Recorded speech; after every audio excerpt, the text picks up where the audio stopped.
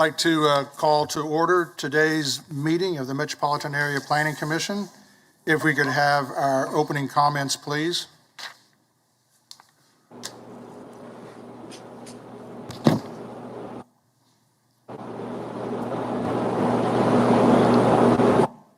What does that mean? Muted. Before we begin the agenda, the Wichita-Sedgwick County Metropolitan Area Planning Commission and the Wichita-Sedgwick County Board of Zoning Appeals would like to take this opportunity to welcome everyone to this public hearing. For those in attendance, copies of the agenda for today's meeting, the public hearing procedure, and Planning Department staff reports on all agenda items are available in the lobby.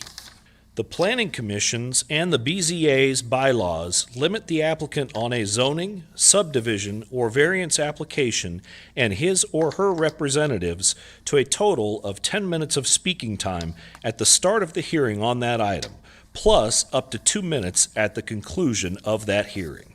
All other persons wishing to speak on agenda items are limited to 3 minutes per person. However, if they feel that it is needed and justified, the chairman may extend these times by up to 2 minutes. All speakers are requested to state his or her name and address for the record when beginning to speak. When you are finished speaking, please share your name, address, and the case number on the sheet provided in the room. This will enable staff to notify you if there are any additional proceedings concerning that item. All speakers at the podium, please remove your face mask before speaking into the microphone. Please note that all written and visual materials you present to the Commission and the Board will be retained by the Secretary as part of the official record. If you are not speaking, Unmuted. but you wish to be notified about future proceedings on a particular case, please provide your contact information to the Planning Department. The Planning Commission and the Board are interested in hearing the views of all persons who wish to express themselves on all the agenda items. However, we ask that all speakers please be as courteous and concise as possible and avoid long repetitions of facts or opinions which have already been stated. For your information, the Wichita City Council has adopted a policy for all city zoning items. A copy of this policy is available from the planning staff. The City Council relies on a written record of the Planning Commission hearings and does not conduct its own additional public hearings on these items. The decision of the BZA is final. Any appeal of a decision of the BZA is to the District Court.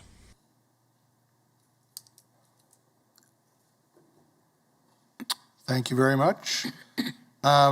For commissioners that are attending the meeting virtually, if you would plan on leaving or if you're going to be gone during the meeting at any time, if you could let us know if you're departing that way, then we are able to keep track of the number of commissioners we have for election purposes or for voting purposes, I guess.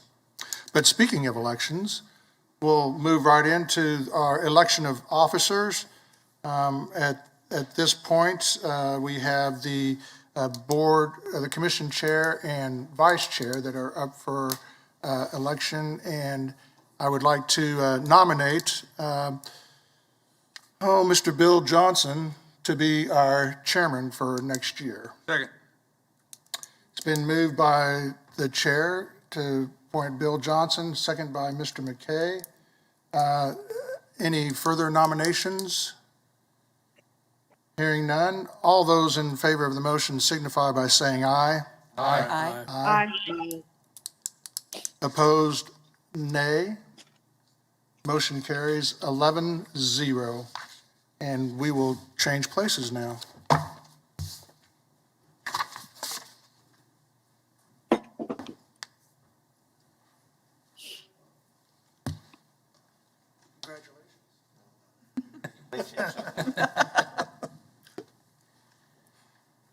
Okay, everybody's gonna have to bear with me today. I could get off key here, so I'm relying on all of you guys and staff. The next item, though, is to select a vice chair, and I want to nominate Ann Fox. I did talk to her. She's in New York. She's not here today. And so I would nominate her for vice chair. Second? Is there any other nominations for vice chair? And just so everybody that is familiar, basically the vice chair has to be a city appointee. I'm a county appointee and now it has to be a city appointee, so that's the reason I select. So all in favor of Ms. Fox, say aye. Aye. Anybody opposed? Okay, Ann Fox will be our vice chair.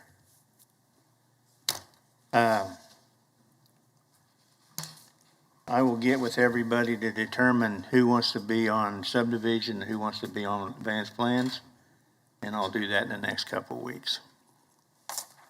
So with that, our first item is to approve the minutes of August 19th, 2021.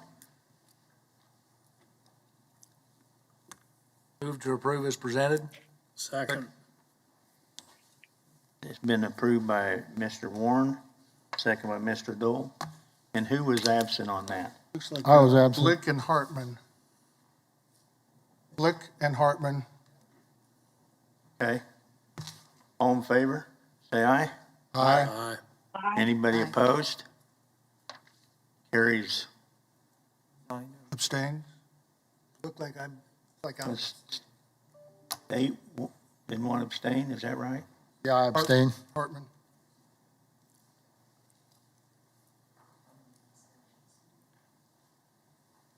We get to count? Okay, thank you. I'll go down through the agenda and see what items we can take on consent. The first one is 2.1, subdivision 2021-00038, a one-step final plat on 47th Street addition. Anybody on the commission want to hear this case? Anybody in the chamber want to hear this case?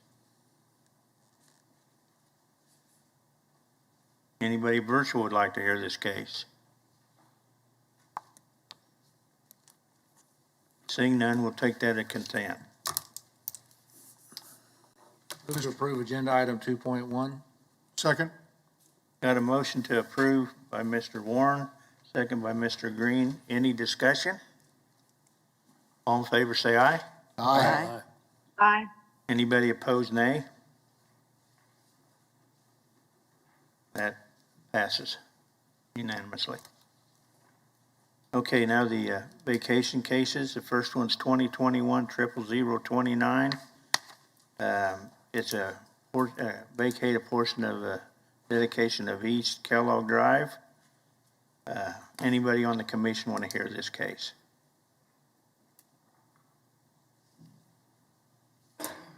Anybody in the chamber would like to hear this case? How about anybody virtual? We'll take that on consent. The next one's vacation 2021-00030. County to request a vacation of portion of a platted street side yard setback. Anybody on the commission want to hear this case? Anybody in the chamber like to hear this case? Anybody virtual like to hear this case? We'll take that on consent.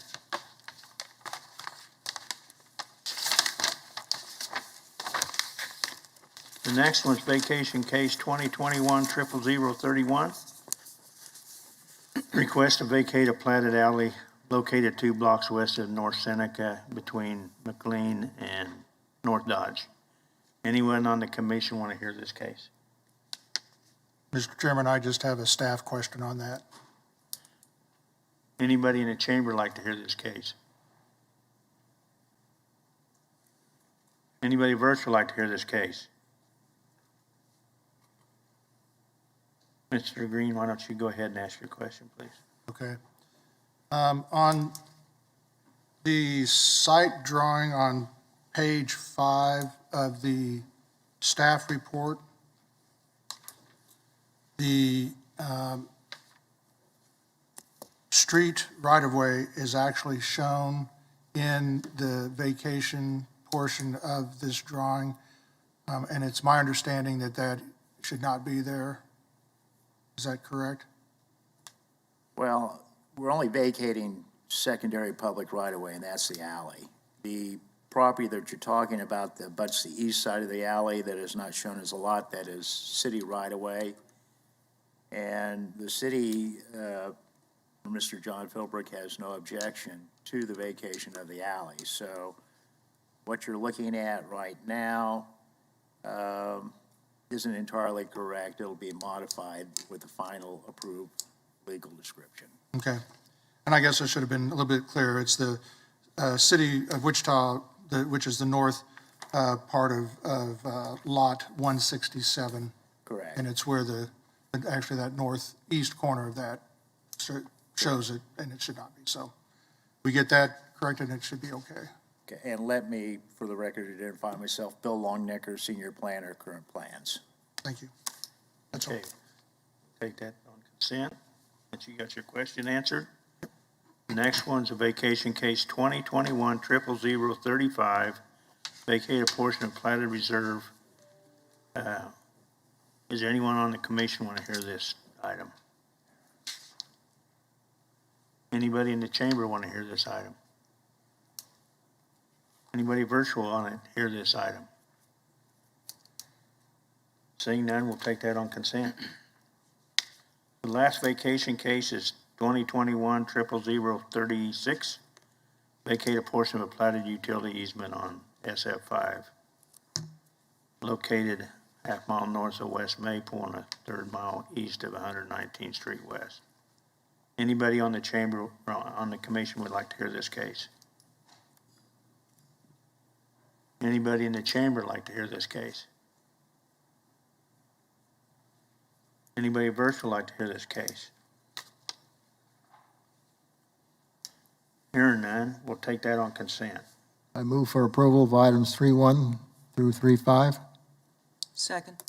Got a motion to approve 3.1 through 3.5 by Mr. Hartman and second by Ms. Foster. Any discussion? All in favor, say aye. Aye. Aye. Anybody opposed? Nay? Carries unanimously. Okay, now we're in public hearing items. Anybody on the commission want to hear item 4.1? Anybody in the chamber want to hear 4.1?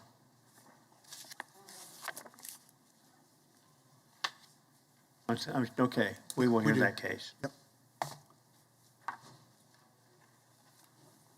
4.2, which is a conditional use, 2021-00037, permit a rock crusher on property zone LI, located 1/4 mile south of West Harry and west of Southwest Boulevard. Anybody on the commission want to hear this case? We'll hear that case, and I will abstain from that case.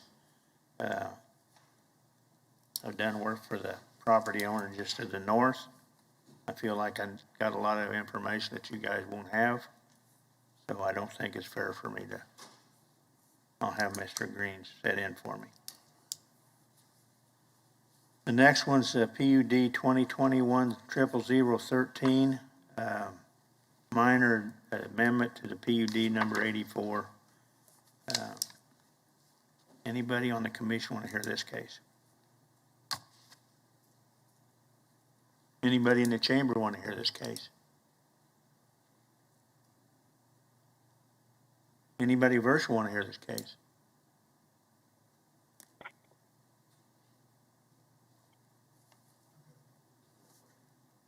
Go ahead. Yes. Scott, do we need to hear this since we have changed some of the uses of, like, the land use? That's something that should be addressed. I think that's an excellent question, and I think that question goes back to that traditionally, if a staff recommendation is for denial, that a case is heard in order to give the applicant an opportunity to discuss that issue. In this case, we don't have a denial, but we have a recommendation for approval, but there are some changes to the conditions that the applicant had requested, and a couple of those are recommended to be struck out by staff. So, Mr. Green, I think that's an excellent question. Yes, I think it probably would do well to be heard. And my apologies for not pointing that out sooner. It's an excellent question. Forgot that was a denial case. Is the applicant or agent present on this case? In the back. Yes. Thank you. Uh, Next one's 4.4, which is PUD 2021-00016. Anybody on the commission want to hear this item? I think this one has the same Same concerns we had situation. on the previous We one. will hear that case. And the last one is 4.5, zoning 2021-00036. Change from SF5 to GC, general commercial, located I-235, half mile south of West Central Avenue. Anybody on the commission want to hear this case? Anybody in the chamber want to hear this case? Anybody virtually want to hear this case? Hearing none, we'll take that on consent. Mr. Chairman, I move that we approve item 4.5. Second. Got a motion approved by Mr. Green, second by Mr. Warren. Any discussion? All in favor, say aye. Aye. Anybody opposed? Aye. Okay, now we'll go back to case, What was the vote? did we do BZA now? Okay. We're gonna Excuse me, what leave- was the vote on 4.5? Was there an A? Did I hear an A? That was unanimous, Okay, thank you. 11-0. We're gonna leave the planning commission and open up the BZA.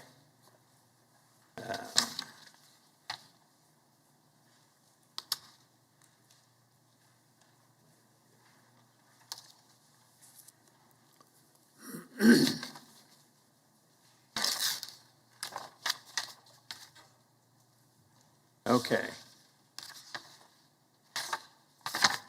The agenda on it is approve the minutes of the August 19, 2021 meeting. Mr. Move to Chairman, I need approve. to abstain. Do what?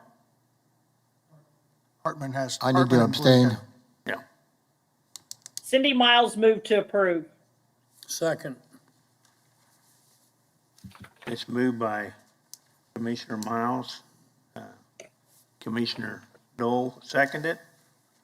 Any discussion? All in favor, say aye. Aye. Opposed? Passes with one abstention, which is Mr. Hartman. Now we go to BZA 2021-00024, county variance to increase off-site sign 20 feet above guardrail on I-35. Anybody on the commission want to hear this case? Anybody in the chamber want to hear this case? Anybody virtually would like to hear this case? Seeing none, we'll take it on consent. Mr. Chairman? Go ahead, Scott. Yes, sir, thank you. Since this one is a variance, I do suggest that as part of the motion on this one, that you determine that all 5 conditions that are necessary for a variance are found to exist. So it's just the unique language due to the nature of the case. Do I have a motion? Yes, Mr. Chairman, I move that we approve the variance and note the 5 unique characteristics that qualify for this to be passed. That's by Mr. Green, second by Mr. Nix. Any discussion? All in favor, say aye. Aye. Aye. Aye. Anybody opposed? That passes unanimously. And that's all we got on the BZA, correct? Okay, we're back in the planning commission, so we'll hear case 4.1.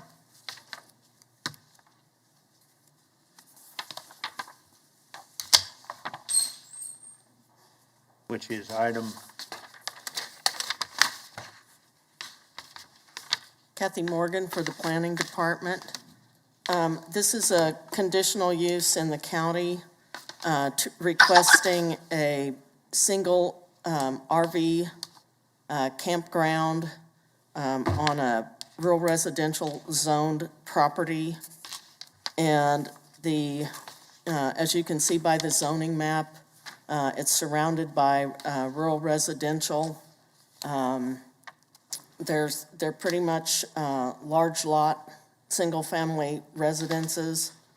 There are no public services to the site other than they're served by Water District Number 3.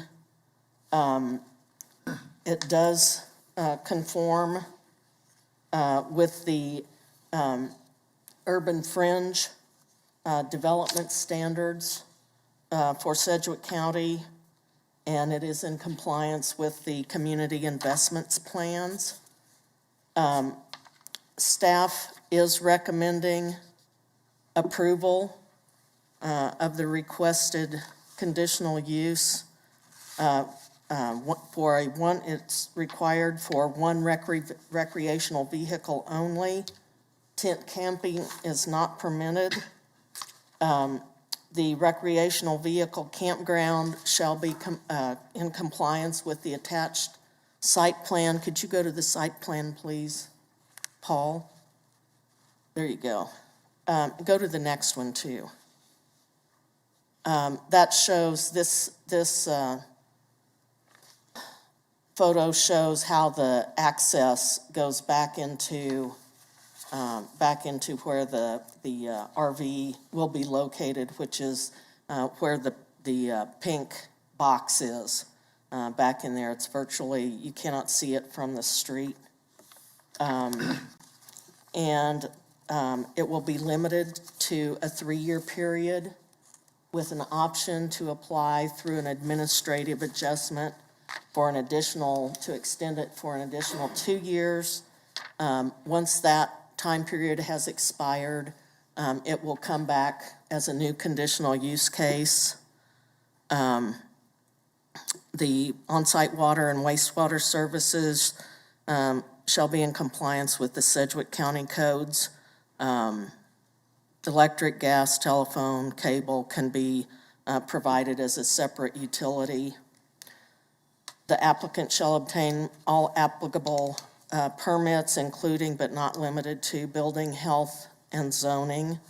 And then if the zoning administrator, with the concurrence of the planning director, finds that this conditional use is not in compliance, they may void the conditional use. So will you go through, go back to the aerial, please?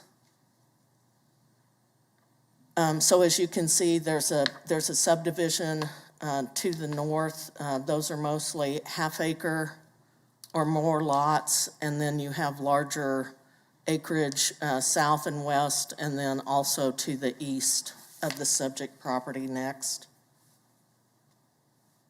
And this is the location according in compliance or as located in the future growth concept map of the community investments plan next. Again, the site plan next. Next.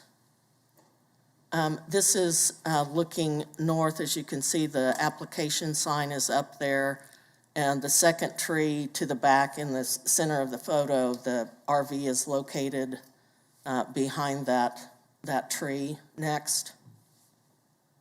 This is looking southwest at the primary structure on the site. It does have a circle drive, gravel circle drive next.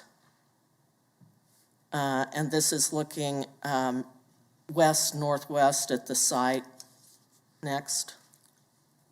There was a big dog at this location.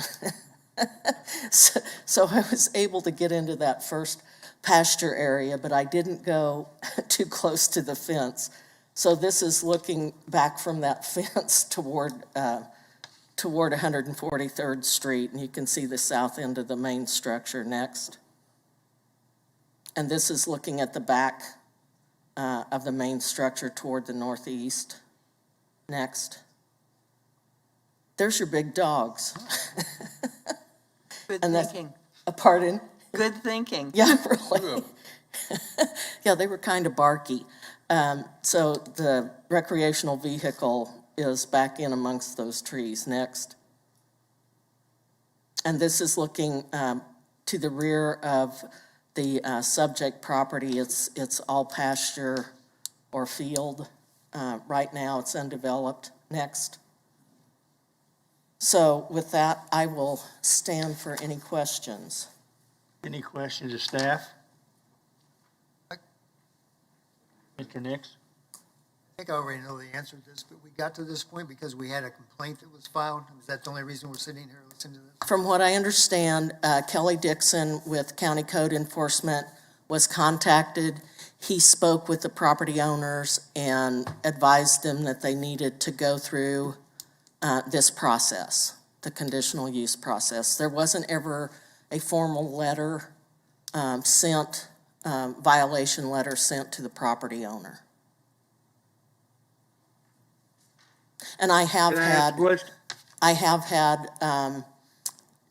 3 phone calls. One of them, a gentleman was asking more specific questions, and he was okay with the proposed staff report. And then I have had 2 other letters that were sent in, and those were attached to your staff report. And I believe the applicants and the one of the letter writers are online. Mr. Warren? Okay, Kathy, if I'm understanding, this is going to be for a 3-year approval. 3-year with- approval. With the option for an additional 2 years under That's cor- administrative review. Where do those numbers come from? Why did we choose 3 years and 2 years? That is something that we have done in the past because we've done a couple of these with having a conditional use for a single unit RV park. And generally it's because there's assistance needed for the person living in the main structure. And so once that need has gone away, then the conditional use expires. And so just to make sure that there's enough time, it's 3 years and then 2 with an extension. And then after that, they need to come back file for a new conditional use if that's still necessary. How difficult is the paperwork and if they want to extend, we get to the end of the 5-year period and they want to extend for another 3 years or go through this process again? How difficult is that? What do they got to do to? They've got to go through the public hearing process, file a new conditional use application for a single vehicle RV campground. Okay, thank you. Any other questions of staff? Yeah, so I'm gonna assume that this is occupied right now. No. Whoa, whoa, whoa. That's Terrell. Oh, I'm sorry. Okay, well, I didn't recognize who it was. Go ahead. Yeah, I'm gonna ask a question. It is occupied right now, am I right? Yes, it is. It is. Okay. Any other questions of staff? Mr. Dewell? So, just to be clear, the reason we're seeking a conditional use is because someone's living in the RV as opposed to an unoccupied RV, correct? That's correct. There's a person that's providing care for the owner of the main structure, and they are using the RV as living quarters temporarily. Any other questions, staff? Seeing none, the applicant or agent, please give us your name and address. You got 10 minutes. Go, Claire. Hello?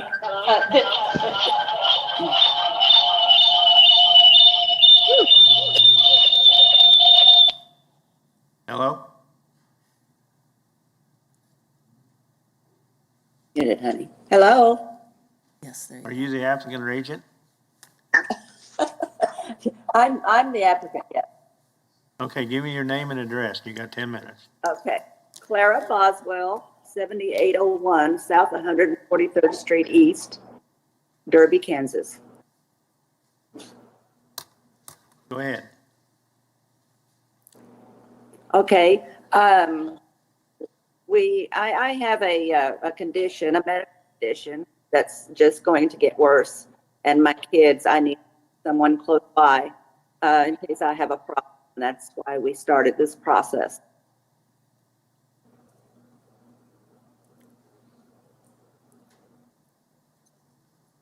Anything else you'd like to tell the commission? I don't believe so. I'm just, I can't, yeah, really. It's a neat place. We keep it neat and everything is up to par. So Okay, any questions of the applicant? All right, you stand by and we'll see if you'll have some rebuttal time. thank you. Is there anybody who would like to speak on this item virtually?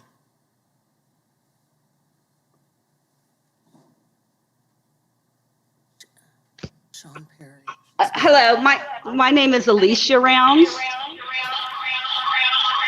She's one of the applicants. and I am the co-applicant on the petition or the request. I actually just wanted to add that we purchased the land 1 year ago. However, the RV has been on the property since 2014 without any issues or complaints from any neighbors. One of the people that has a concern, quite frankly, is angry because their child has been teasing the dogs through the fence and throwing rocks at them. And we asked them to kindly, handle that situation. And then suddenly, after 7 years of being on the lot, it became a problem. So it's really kind of a strange situation. But the vehicle is on septic, and the waste is being handled appropriately. And I think that you'll find that if anything is out of par, we will correct it very quickly. All right, Ms. Rounds, thank you. That's pretty much all. Does anyone on the commission have any questions for the applicant? Is there anybody in the chamber want to speak on this item? You come forward and give us your name and address, please. You'll have 3 minutes.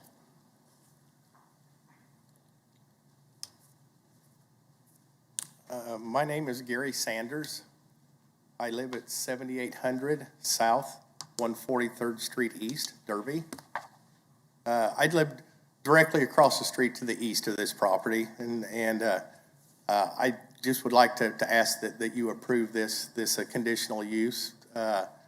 Say Joe and her family have been great neighbors. I understand the conditions why they want to do this, and say that the property has been very neat, and say they've been very enjoyable neighbors to have across the street, and I'm lucky to have them. And like I said, I just wanted to state personally that I would like to see this approved. Thank you, Mr. Sanders. Thank you. Does anybody on the commission have any questions? The speaker? Is there anybody else in the chamber want to speak on this item? Is there anyone virtual or like to speak on this item?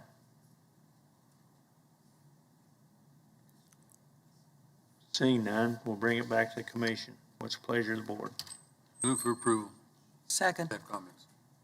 Got a motion to approve by Mr. McKay, second by Ms. Foster. Mr. Chairman, before you take a vote, I see that Sean Perry is online and she's muted. I just want to make sure that if she wanted to make any comments on the Okay. case, because we received a letter from she and her husband.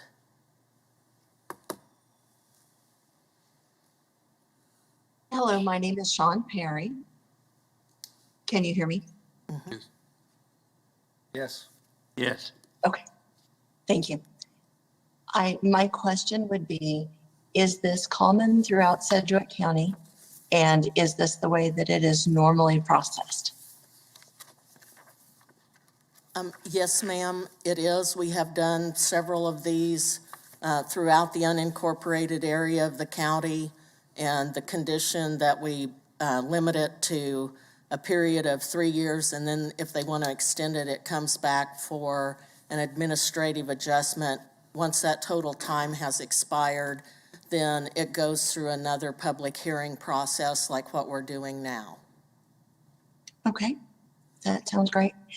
Is the applicant given the information as to who started the case? Because I believe they're under the impression I did, which is incorrect. I have no information, did not have any personal contact with anyone that made a complaint or whatever with the Sedgwick County Code Enforcement Office. So I can't provide that information. I do not have that information.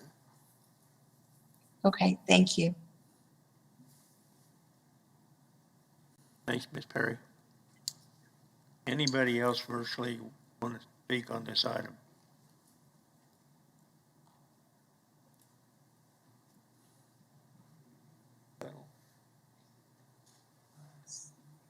Okay, we got a motion on the floor to approve. All in favor, say aye. Aye. Anybody Aye. opposed? Carries unanimously. Item 4.2, and I'll be stepping down. Item 4.2, hey Kathy, you're up again, huh? I'm here. I'm here for the All right. afternoon. Good. How's the veal? Pardon? No, go on. You aren't going to have me much longer. Okay, so again, Kathy Morgan for the record. Conditional use 2021-37 is to request a permanent rock crusher at an existing site that it's an excavation and recycling company. They want to recycle clean rock, concrete, and asphalt. Under the background, this is located, as you can see from the map, it has access to Southwest Boulevard from Southwest Drive. There are, at May Street, I think it's at May Street, there's a signalized intersection there. So there is a signalized intersection available to get on to Southwest Boulevard. The applicant is wanting to operate the rock crusher from 7 a.m. to 6 p.m. Monday through Friday, and it may be active on Saturdays, but that won't be the regular hours, and they will not be operational on Sundays. They will be required to get all of the EPA, KDHE permits and comply with EPA regulations 40 CFR 60 and the NPS for non-metallic mineral processing plants. This is located within an industrial area. There's storage facilities, warehouse and storage facilities to the north. There's a plumbing company and office storage warehouse space to the east. South is property that's owned by the same property owner, storage warehouse. And the property to the west is developed with machinery manufacturing facilities. The nearest residential zoning is across the street east, as you can see on the map, indicated by the white area, which is approximately 700 feet east. There have been, I checked with MAPC to see if there had been any violations with this property, and there have been none. The conformance to plans and policy of the community investment plans, this is in compliance with that. It's depicted as new employment area, so manufacturing jobs created by this expansion do support the plans that the city has in place. The Wichita Places for People does not address this area because it is in an industrial area. It does not meet the connectivity, pedestrian connectivity uses. That's pretty much limited in industrial areas. We don't want to encourage that. So the recommendation, staff recommends that it be approved. Excuse me, before I go there, I have had a couple of phone calls concerned about the rock crushing operation because of the vibration of the machine, the rock crushing machine.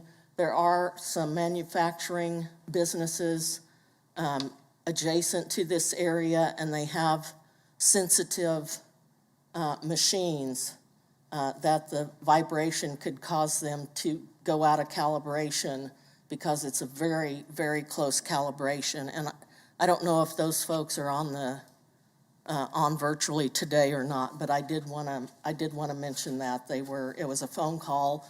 They are in opposition of allowing this permanent rock crusher.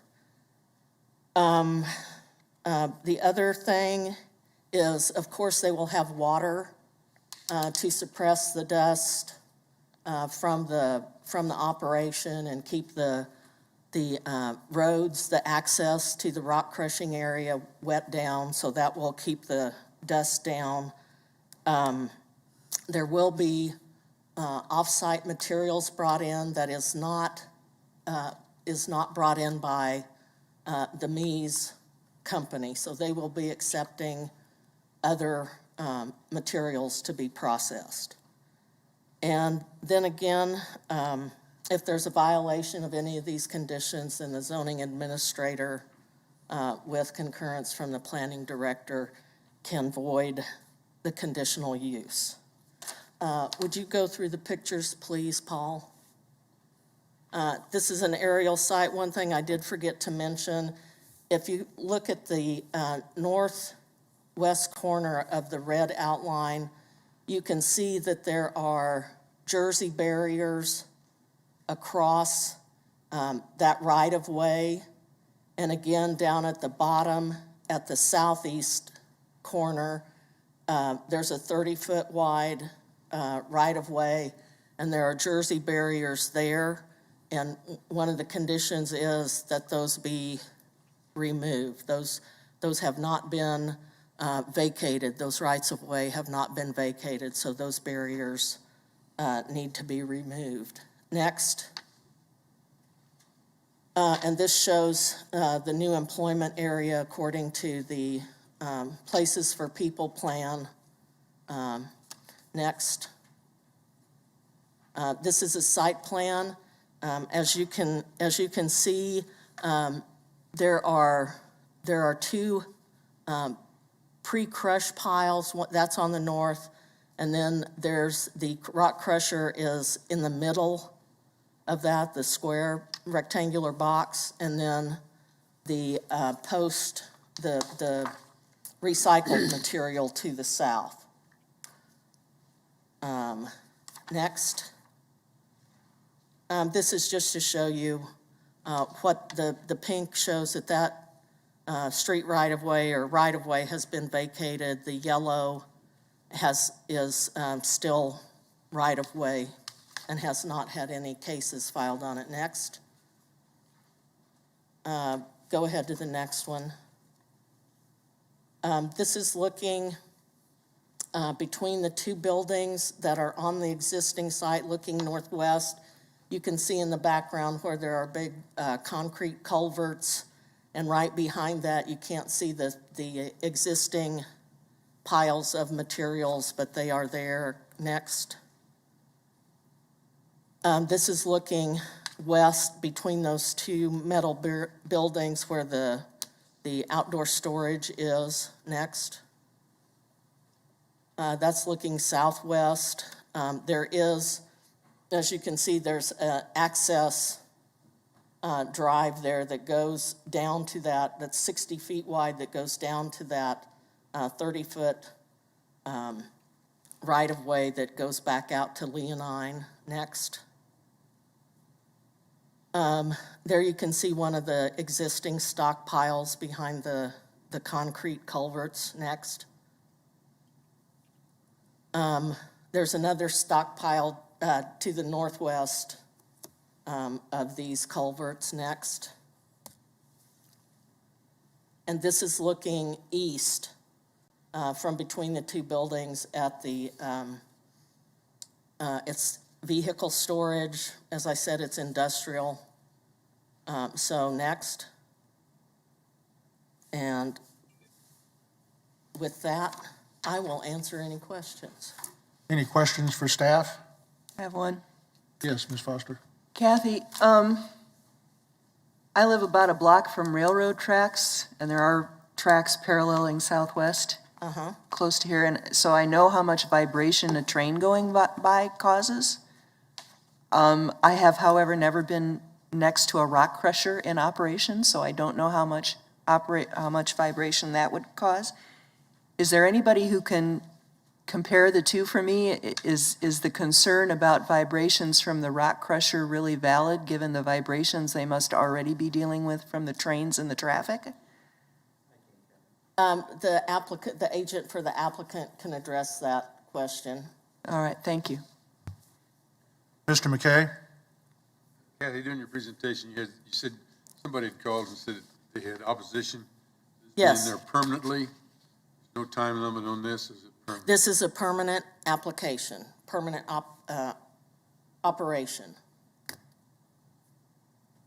Mr. Warren? My question's along the same line as Mr. McKay's.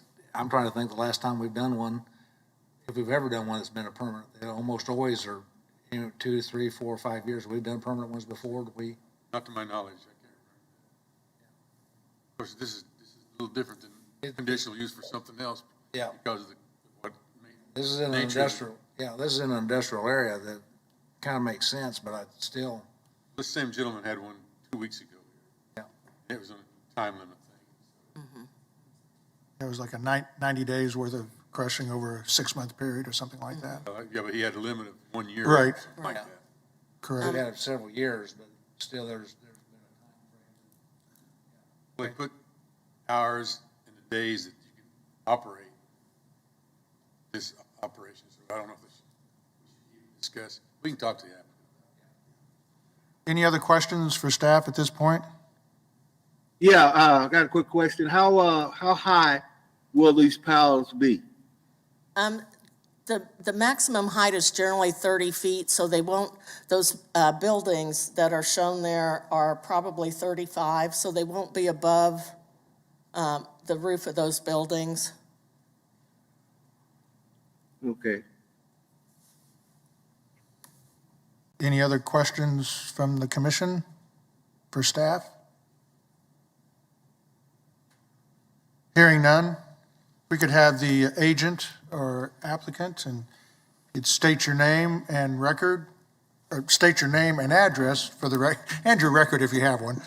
State your name and He probably address does. for the record. I need a time extension on that 10 minutes if we're going to get into my record here. You got 10 minutes, Russ, thanks. Thank you. Russ Avey, agent for the applicant with Boffman Company, 315 Ellis. We represented the rock crusher, the temporary rock crusher on 135th Street here a couple of weeks ago. This is, as was mentioned by staff, somewhat different. This is a small part of a larger Meese Construction operating yard that's been located here for a number of years. So this, as far as this particular conditional use is concerned, we want that as part of the permanent operation on this particular property. There was a question as to noise and vibration, and I used to roll out this short 30-second rock crusher clip from a rock crushing operation that we usually see happen as part of an extractive, like a sand pit, conditional use and things like that. Very temporary in nature. I think gone are the days of like the old Ritchie sand plant that was there for 30, 40 years. So we do see a lot of mobility with this type of machinery. It's a very specialized piece of equipment. Usually there are just contractors that will engage with other users or needers of that type of machinery on contract basis. So they move around quite a bit. In this circumstance, they want this as a permanent fixture and want us to have a central point to recycle their aggregate material. So that's a little bit of the difference. But in that 30-second video clip, you'll notice, or if some of you have seen it, it sounds and operates and produces as much vibration as a piece of either heavy construction equipment or as a heavy piece, I always liken it to a combine, standing about 40 feet away from it, emitted on a strong summer day with strong wind, no dust, and very nominal sound and no vibration outside of what you would expect in this industrialized area. Certainly, in my experience, not the vibration that would be caused by a train rolling down the tracks. So if that was the objection, I don't necessarily support the idea that that would be a valid concern with this particular piece of equipment. And as I mentioned last time, it's just kind of an unfortunate name, rock crusher. I've had colleagues ask me if it was a trip hammer type of situation where you would just lower the boom like a pile driver, but no, it's a piece of large machinery that has maybe a 30 to 40 foot conveyor belt system that crushes in a bin through a series of rollers, has sprayer nozzles throughout the machine, and it conveys it up and out into a pile. So very, very, very streamlined operation, and the equipment that has been used probably over the last 20 years has made significant inroads in dust suppression and noise. The one issue, and I'll just quickly address the concrete barriers in the right-of-way, that was solely to protect. There's a lot of vandalism, a lot of property damage in this particular area, and having a fleet of trucks and heavy equipment, Mr. Meese has often experienced vandalism, hot wiring, pieces of equipment, and would blast through their security fence. And so you'll notice that they put concrete blocks along the poles of that fence to prevent people going away with equipment. So that's the reason we're being in compliance with those until such time as we either vacate that property or get a minor street permit or some other type of allowance. But for the purposes of today, we're in agreement with those comments in the staff report. The one issue that I did want to raise is the second sentence, or the last sentence in condition number 7. We're very familiar with the dust suppression requirements of these rock crushers. And as I just previously mentioned, these are somewhat transportable machines. They are frequently just on site on any particular site for a matter of weeks. So oftentimes you'll use a water truck for that temporary nature. In this circumstance, we also are wanting and have expected to be able to use our water trucks as part of the water suppression system and not be required to provide $12,000 worth of water main extensions to serve that property when we feel that it's not needed. As with these rock crushing operations, they are not a 8 to 5 days a week, 300 days a year type of operation. You build up a stockpile of raw material, you crush for a week or two, and get the aggregate pile, and then resume that cycle. So you're only really, and in this particular case, crushing up to 90 days per year. So there again, the permanence of a water main extension for our water service, I think, is unnecessary. It is our obligation to suppress dust according to the standards set forth in the conditional use permit. The manner in which we do so, I think, should be left up to the applicant. With that, I'll stand for any questions. I believe Mr. Meese is on the call as well if there's some issues related to the specifics of the operation day in and day out that I may not have covered. Yes, Yes, sir. Commissioner Hicks. Since Kathy's had some phone calls, or a phone call perhaps from some of the adjacent manufacturers expressing concern about vibration, I mean, have you had a personal conversation to alleviate some of those concerns that they have, or not? I have not. And Commissioner Hicks, Nix, that again is based on the fact of knowing a little bit about the operation of the machines. I'm not sure if the person that made that phone call has ever seen a rock crusher in operation. I think maybe perhaps that concern is unfounded, whereas we understand and have seen rock crushers in operation. Knowing the area, knowing that there are tracked heavy equipment, obviously haul trucks in and out, as well as train tracks. The background vibration of this area, I feel that we will not exceed that in any appreciable manner to warrant that concern. Well, but I no, understand I'm not sure who that person is to be able I'm to not reach either. out and I contact. understand what you're saying, but perhaps a phone call, maybe going out to see these people would take care of that problem. If I receive a phone number, I would certainly be more than happy to reach out to that person. Any other questions at this point for our agent? And as I mentioned, Earl may jump in during the rebuttal if there's any. Okay, all right, thank you. Is there anyone in the council chambers that would like to address the commission on this case?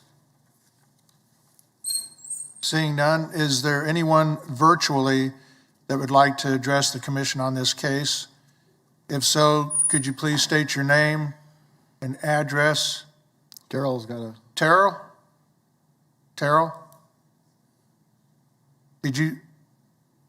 You're waving frantically. He's muted. Okay. Yeah, no, I was telling somebody, I apologize. That was for somebody else. Okay, it's all right. Scaring me, dude. Is there anyone virtually that would like to address the commission? If so, if you could state your name and address, and you have 3 minutes. Yes, Court and Dawn at Quick Tech Machining at 1901 Southwest Boulevard. Okay. Yeah, so we're in the middle, surrounded by Nice land development, where they surround almost 360 around us. We're in the middle. We're a precision aircraft manufacturing corporation. We make precision parts for Spirit, Boeing, the military, and Cessna. So yes, it's a huge concern with us on the Rockwell, considering we have to hold tolerances to micro. So we have CMM equipment, CNC equipment that are certified monthly, that with the Rockwell, with the rock crushing, it could put our machines out of tolerance. As you know, the guy stated before, that he doesn't think it will, but if it does, that will, destroy our business. And the fact that, and on top of that, we just bought another building on the other side of them as well, because we're expanding our aircraft manufacturing. So it's definitely another concern with us putting in a large investment, buying that facility as well. Okay. This is Don with Quick Tech. As far as the railroad tracks go, I'm the one that runs the quality lab, runs the fairly sensitive equipment. Yes, at times when they're hauling rock cars over there, that's over 100 yards away, we still have to shut our machine down. Thankfully enough, that's only usually once or twice a day during certain periods of the year. So yes, even the train tracks over 100 yards away can cause us problems. I do not know exactly what this particular crusher will do. However, I've been out to APAC where they do some crushing of asphalt and such, and you can feel it in the ground. Now, we do have some isolation on our machines. We just don't know exactly what this is going to create. It's not as much the machine as it is the dump trucks that's going to be dumping this heavy rock straight onto the ground. That's where I see the biggest potential for seismic issues. And based on the pictures, it's directly behind us as well. I mean, it's right where our machines are. So on our end, it's a very big problem considering our entire our entire industry is based on precision, and we support all the large local manufacturing, including the military. Since we don't know everything about it, we are opposed to a permanent easement for them to do this, since we don't know. We're not opposed to them having a business and doing that, blah, blah, blah. We want to make sure that it's good and we don't have issues with it. Okay. And I mean, so that's the issue on the rock roll. The dust, again, will the dust go everywhere from the trucks and this and that? We have to be 100% no FOD in our parts, and also our partner 3P Processing, which is right down the street, that owns a processing which processes all our parts, which is a chemical facility, which you can speak to that, Don. I mean, they can't have. Yeah, we get rejections every now and then because of dust particles in the paint.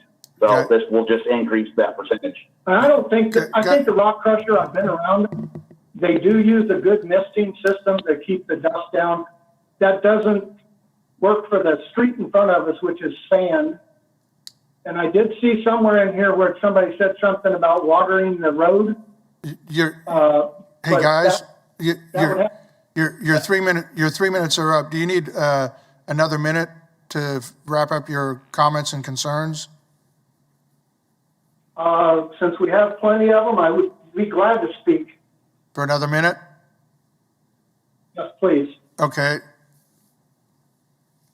Go ahead. Is there any possibility the commission would entertain pavement of some type on the road where the trucks are going to be coming in and going out? That's really where the dust is going to kick up the most from. I'm done.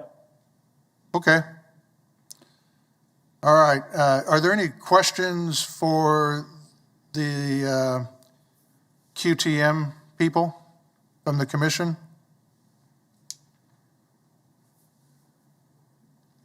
Seeing none, is there anyone else virtually that would like to address the commission on this case?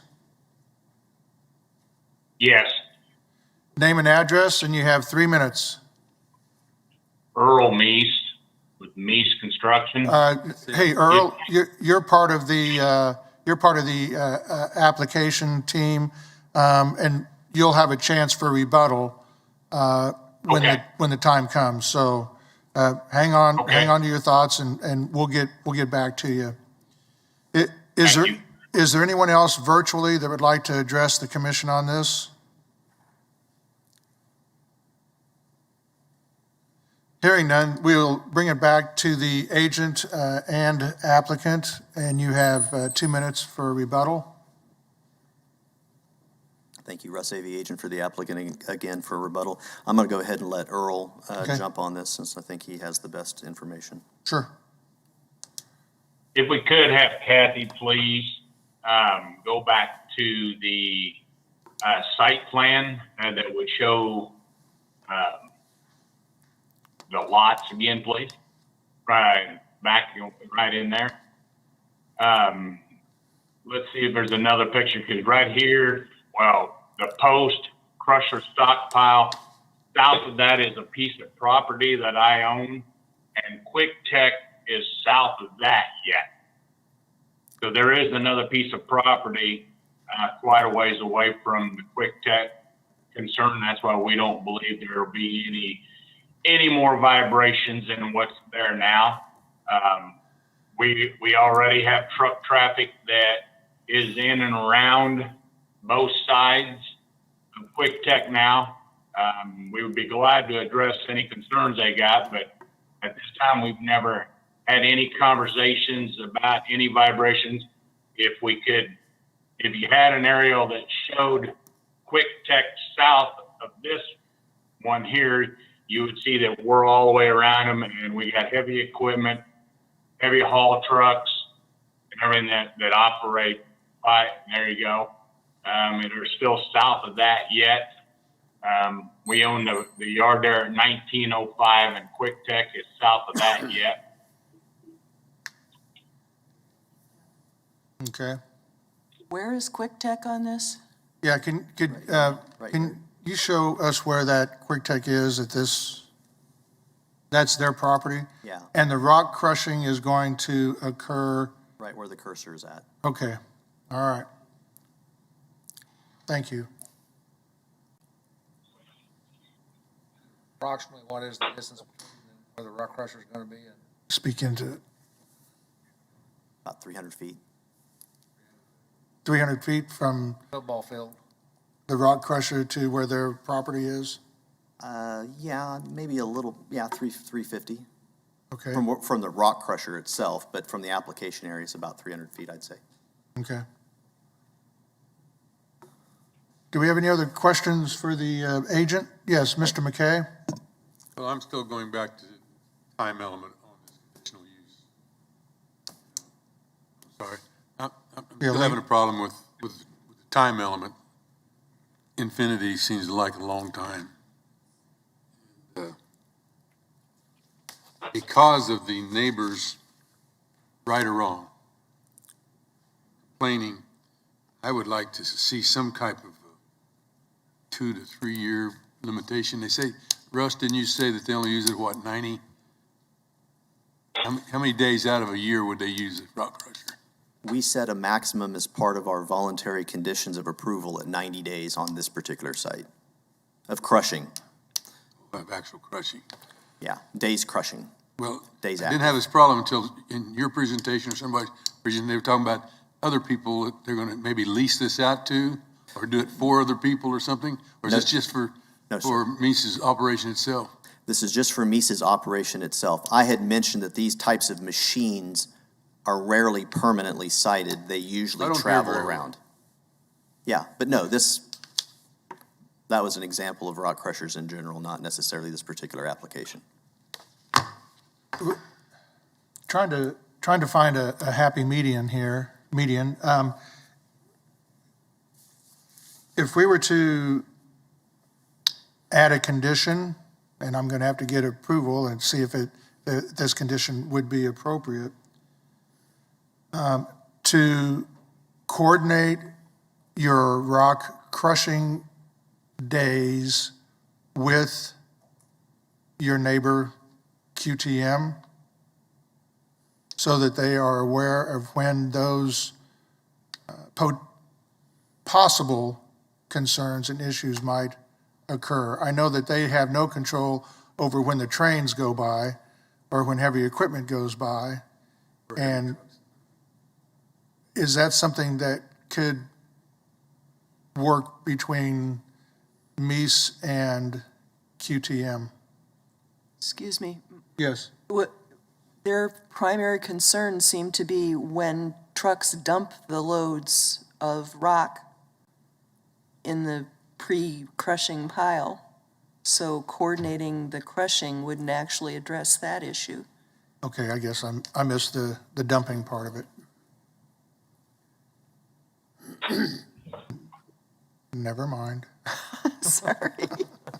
I'll let Mr. Mies try to answer the question of coordination and the ability to coordinate, as I think you're suggesting, at least for the rock crushing element of it.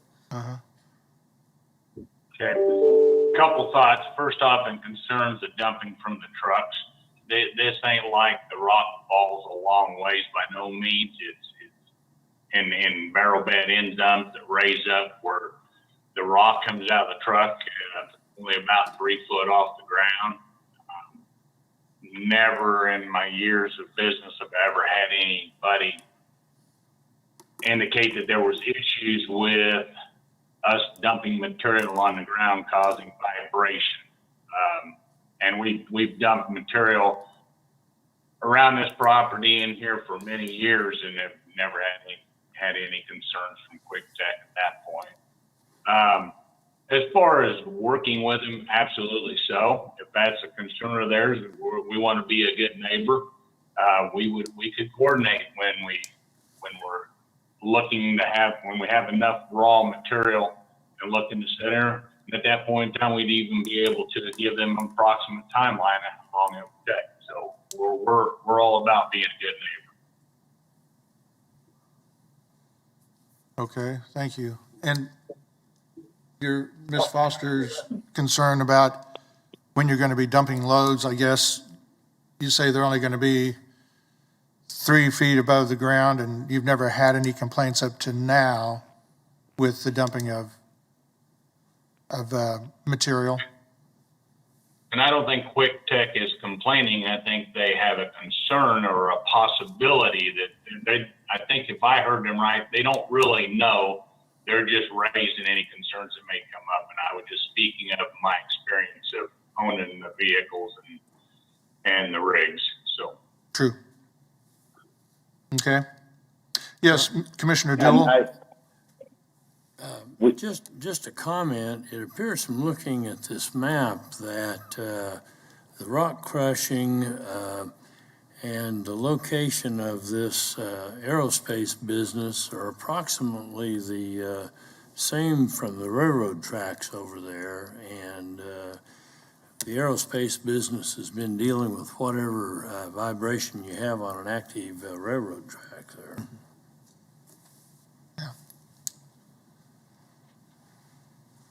Chairman? Railroad. Yes. that would be,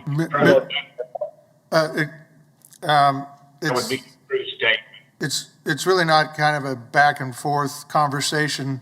I suppose I can ask the commission if we want to go ahead and hear again from Quick Tech on this. I know they're trying to. Why can't they do that off the record? Is it? I mean, they're going to be neighbors of each other. Okay. It's my only concern about the infinity portion of the no length is that the conditional use goes with the property, not the owner. So if Earl decides he wants to sell this place 2 years from now, the good faith may not be there. That's the only, and I'm not pushing for restrictions, but I feel like that because of that particular thing, and I don't remember, like Chuck was saying, that we've ever given a conditional use forever. We did it years ago with the Derby refinery. We gave them a 10 years they had to be, and then they had the right to come back and re-up. So that, or, I'm saying set a year but they took all that stuff down at Derby there, and they had a 10-year conditional use. They did it in like 8.5 years. So that's kind of where I'm headed for. Don't stop him from doing it, but make sure that, because he should happen.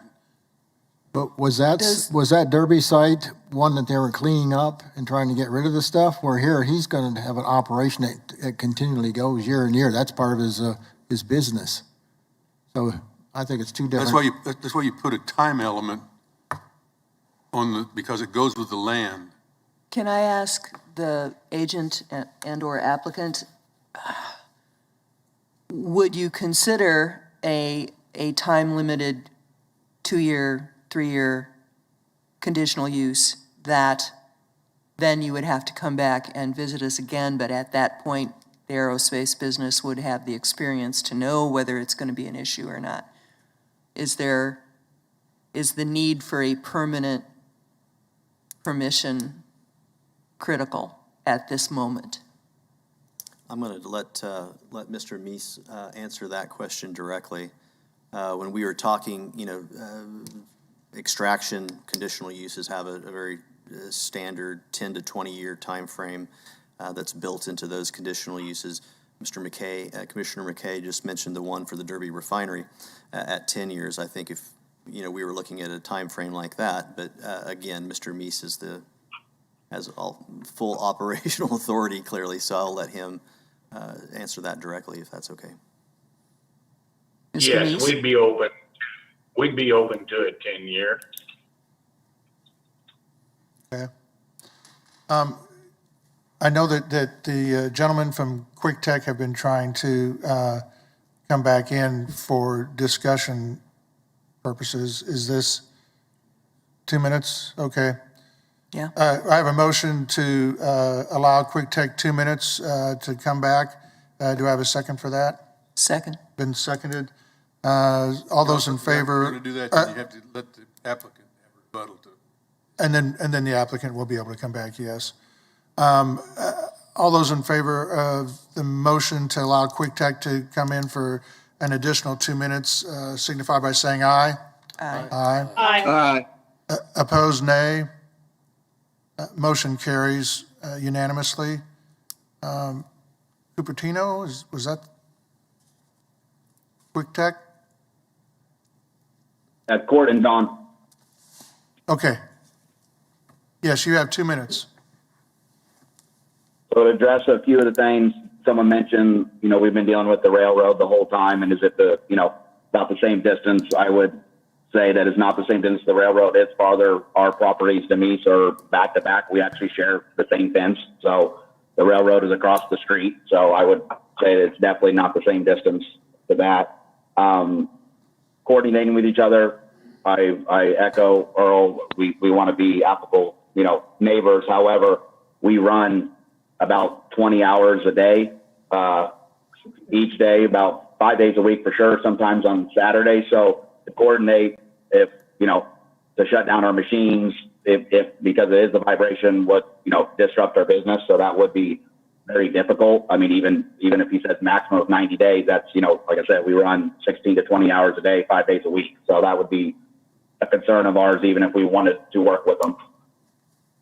And 10-year period, what he's requesting, I guess our concern is, again, okay, let's say if you guys approve it for 10 years, let's say the first time they rock crush and it does cause vibrations, what does that do to Quick Tech's business? That's would be my concern. And he's, and like Earl said, we don't know 100% if it's going to cause enough vibration to our machines, but if it does, I mean, we can't operate as a business as a precision machine manufacturing to aircraft. So that's our concern. If it does cause vibration, our business is in trouble. And that's all we have to say. Okay, thank you. Do we have any questions for Quick Tech from the commission? Hearing none, we'll come back for a rebuttal with the agent and/or applicant, since you're both here. And you have 2 minutes. Well, I'll start by just saying I think it's a little precarious of situation, and I certainly acknowledge that. Rarely do you have a situation where it's the potential of a threat. I mean, we deal with the ability for the property owner, the applicant, to have as full a use as allowed under the zoning regulations as possible, provided that there's that agreement that you're not harming area property owners. And with this situation, we don't know if there's harm, and it's not tangible. It's not something that we can show one way or the other to sitting here today. So I think that's kind of a nebulous question, and one that I'm not sure that I have the answers to. I am sympathetic and certainly understanding of having at least the temporal nature of containing this within a certain time frame in order to be able to then resubscribe, re-up that, continue it through a conditional use amendment in 10 years, say. That's completely understandable. So I'm at a loss, I guess, to provide any better, more concrete type of answer to the potential vibration question. Mr. Nixon and Mr. Warren. So I'm curious, if we went ahead and approved this, and because of potential vibration or vibration occurring that would impact or even possibly shut down business, what recourse would they have other than through the courts if that should happen? I don't know if there's a substantial difference between the threat that exists today, that existed yesterday. You know, neither one of these operations are necessarily new to this area. As stated by the Quick Tech gentleman, their issue may potentially be with the rock crusher, but it's also with the standard operating procedures of a construction yard, especially an excavation company such as Meese Construction. So I would be impressed to learn how to bridge that gap. If there's already issues with heavy truck traffic, locating their business on an unimproved road with unimproved yards that's been in operation for at least 50, 60 years, I'm not sure how to go from here to there. Is the applicant certainly has stated a willingness to participate in discussions to try to coordinate something. But honestly, I think whether we're talking about the rock crusher or if we're talking about increased heavy truck traffic, bringing material in, not being recycled, but just bringing material in, causing vibrations, I think civil action would be the only possible recourse that an area property owner would have against their neighbor. I don't know of any other issue. I guess my point is to the background noise and vibration that's happening at this location for decades. Is the introduction of this particular land use going to substantially change that? It'd be my statement that no, it wouldn't, but I understand the concern. Mr. Warren? I guess it's just sorry, not, Mr. Nix. I guess it's just not possible to fire up the combine and see what happens.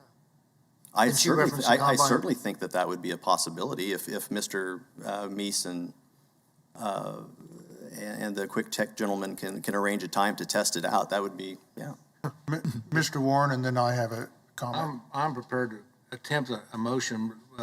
One of the questions, I'm going to leave it blank because we haven't had much discussion about it, is what the feeling is in terms of a permanent water connection or the ability to do water suppression with water trucks. So I'm going to leave that portion of the motion alone that will need to be put in. But I'm going to make a motion that we approve for a period of 1 year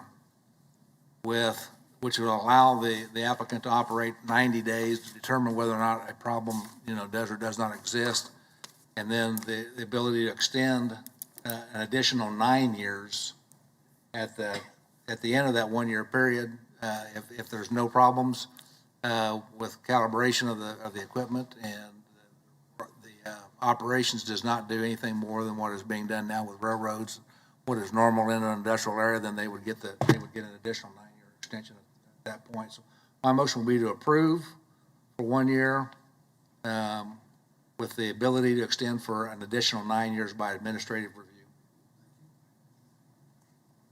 Would we add the portable water instead of the hooking up? I would be in agreement with letting them handle the water source without having to hook up the city water. I'm kind of neutral on that. I didn't know, we haven't had much discussion, so that's why I didn't want to. I think I'd like to make an alternative motion adding. Do we have a second on? I'll second his motion. Second, okay, Mr. McKay's, and then you've got a substitute motion? Substitute motion. I agree with the bulk of the first motion, but I do think we should, especially if we're only allowing them for 1 year, to allow them to use water trucks instead of a multi-$1,000 connection to the water main. Yeah, and I think that was, okay, yeah, the water truck. That's fine with me. Yeah, go ahead and use the water truck on his motion, so we don't have the substitute that we have to wrangle our way through. Yes, Mr. McKay. I just have a comment. The people that are talking against this, they talked about the trucks, noise. Well, they've been in this business for a long time. They've been there. And they said they just purchased another building right beside it. So I don't think that past truck driving and stuff in there has that big of influence, is the fact they're just against the rock crusher. But I like the idea of trying it, if it's all right with Mr. Meese and Give it And- a trial basis on that and let them give it a chance to work it out. And then how would you go about, Scott, how would you go about the automatic if everything's all right? You know, that was actually a question that I was going to bring up and express my preference from the staff perspective is to not have it be able to be extended administratively, but rather bring it back to you, because if it's administratively, the opportunity for discussion, if it's administrative, then the opportunity for discussion is not as robust as if it comes here to you all to be considered. That's not fair to the applicant. If there are no issues, then you could, would you feel comfortable doing the administrative adjustment, or do you want to not have that hanging over you and you want it to come back to us either way? If there are no issues expressed, then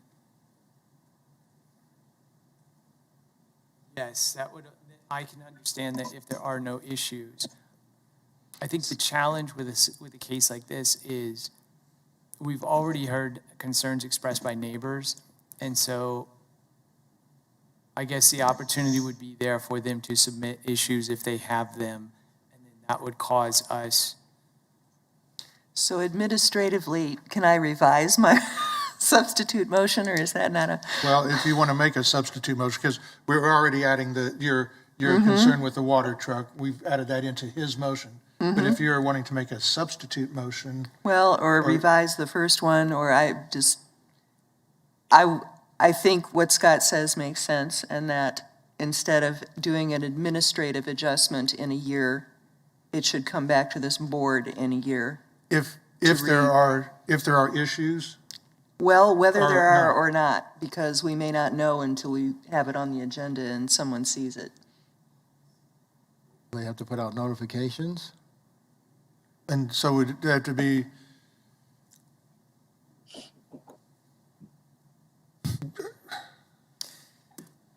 so we're looking at an administrative, not doing it by administrative adjustment, just bringing it back here after 1 year? That's what you're, I think if that's what staff recommends, that ought to be something we consider, yes. Mr. Wadle, were you getting ready to say something? How do we I'm notify thinking, people? I'm thinking on the spot, which is. Dangerous. It's always dangerous. I understand that we have a variety of factors here. One of these is that it's been expressed by commissioners is a preference to not put the applicant through an extended process to get to continue with this operation if there are no issues. And so I want to indicate that I hear and I understand that very much so.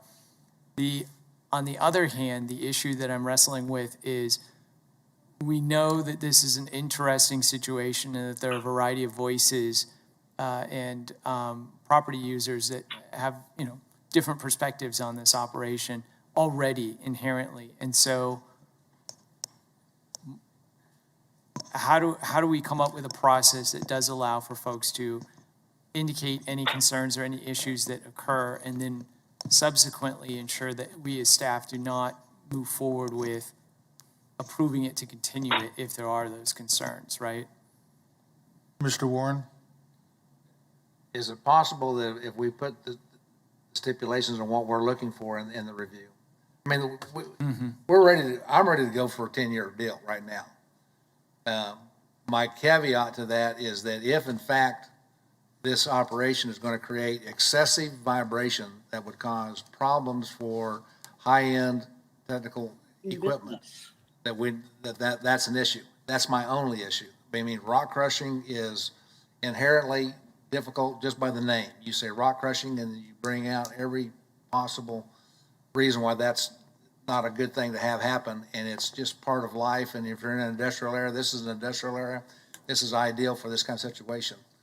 So I've got one concern, and that is having to do with the amount of excessive vibration that could cause problem for a business that is an operation essential to our economy, that they not be put in a bad situation because of what we approve here. I'm trying to figure out a way Mr. Dool? I would just say that putting a one-year condition on this to come back here is basically the same as just approving this for 1 year. And I think that we need to be careful in doing that. We either go for 10 years or we go for 1 year. Well, and I get what you're saying, Bob, and I think what Mr. Warren is attempting to do is to go ahead and approve it for 10 years, or approve it for 1 year, and if there are issues, then they come back. If there are no issues, then administratively, staff can allow it to continue on for an additional 9 years. And if I may, I would like to get Jeff Van Zant's opinion on the situation, because let's say that it gets approved for the 1 year with those conditions. If we don't receive any complaints or any letters, anything in writing formally indicating that there's an issue, that's very clear. If we do receive something in writing indicating that there's an issue, I would like to get Jeff's opinion on the ability for us to bring that back or have a different route of approval. Okay, and then, yeah, because my preference is after 1 year, it comes back if there are issues and concerns. Or Well, and sorry. Go ahead, Ms. Miles. Well, my concern is that, so we approve this for 1 year. I'd rather do that than approve it for 10 years. But in 1 year, if the existing business, their business is impacted enough in 1 year that it puts that business under, I just think that's, we got a year to experiment and see whether or not that's going to affect their business and whether that's going to put that existing business under. That's really concerning for me. Mm-hmm. But it's really 90 days, so I don't think it's quite Well, it's a year's worth of activity. It's 90 days of activity, which I would hope the aerospace industry business would be able to cope with. But part of what I object to in this whole case, which is making me want to pull my hair out, is that we don't know. And I agree with the applicant's representative that I just can't imagine that in this industrial area, there isn't already a baseline vibration level that's very high. I understand the aerospace industry, manufacturing companies' concerns, but what if we decline to approve this application and then another business that doesn't need a conditional use for whatever they're doing does something that raises the vibration rate beyond the norm, next week? Yeah, valid point. It could happen in this area. Staff question. Yes. Have we, with this industry, is there any kind of an extension that is administrative? Or is every extension within rock crushing in general? No, we have done administrative extensions, and I can think of the one down at 63rd that was approved earlier this year. I believe that allowed for that. And so, and in consultation with staff just now, it sounds like we have in the past had applications that we have approved with an administrative adjustment to allow for an extension. However, if there were issues in the motion, it stipulated that if there were any issues that came up, then it would come over to the MAPC for extension. Let me clarify, my motion then is for 1 year with the ability for staff to administrative renewal for an additional 9. That would work. But if I don't put the conditions on what we're looking for. And Mr. Warren, did your motion have anything pertaining to a coordination between MEAS and QTM? That's up to them. I'm not gonna get in the middle of that. Not going to get in the middle of that? Not telling him how to run Water the business. I'm sorry? Oh, I didn't know if the motion at hand dealt with the striking the last sentence of condition 7 dealing with the water. My substitute did, but Yeah. at this point, I can understand if you're confused, because I start off confused. So Yeah. Let me, Do we still need to hear from Mr. Van Zant? Depends on which direction we. I would very much like his insights if he has concerns to what Yes. I've expressed so far. Yes, Mr. Chairman, can you hear me? Yes. Okay. The first thing is if it is a year and then the allowance of an administrative adjustment, in order to be fair, I think there would have to be another mailing sent out. And then if there is any objection whatsoever, it would have to come back because I wouldn't want staff to be trying to judge what is a valid objection or not.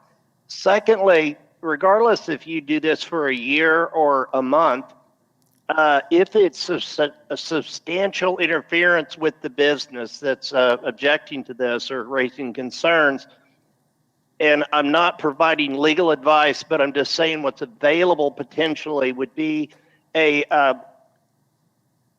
temporary restraining order, because if it is affecting their business, they wouldn't have to sit there and wait the entire 90 days of rock crushing before they could do anything, or the year. So this is with the understanding that if this were to create a nuisance for them and cause some business interruption, it would be up to them through a seismologist or whatever to prove those kind of situations.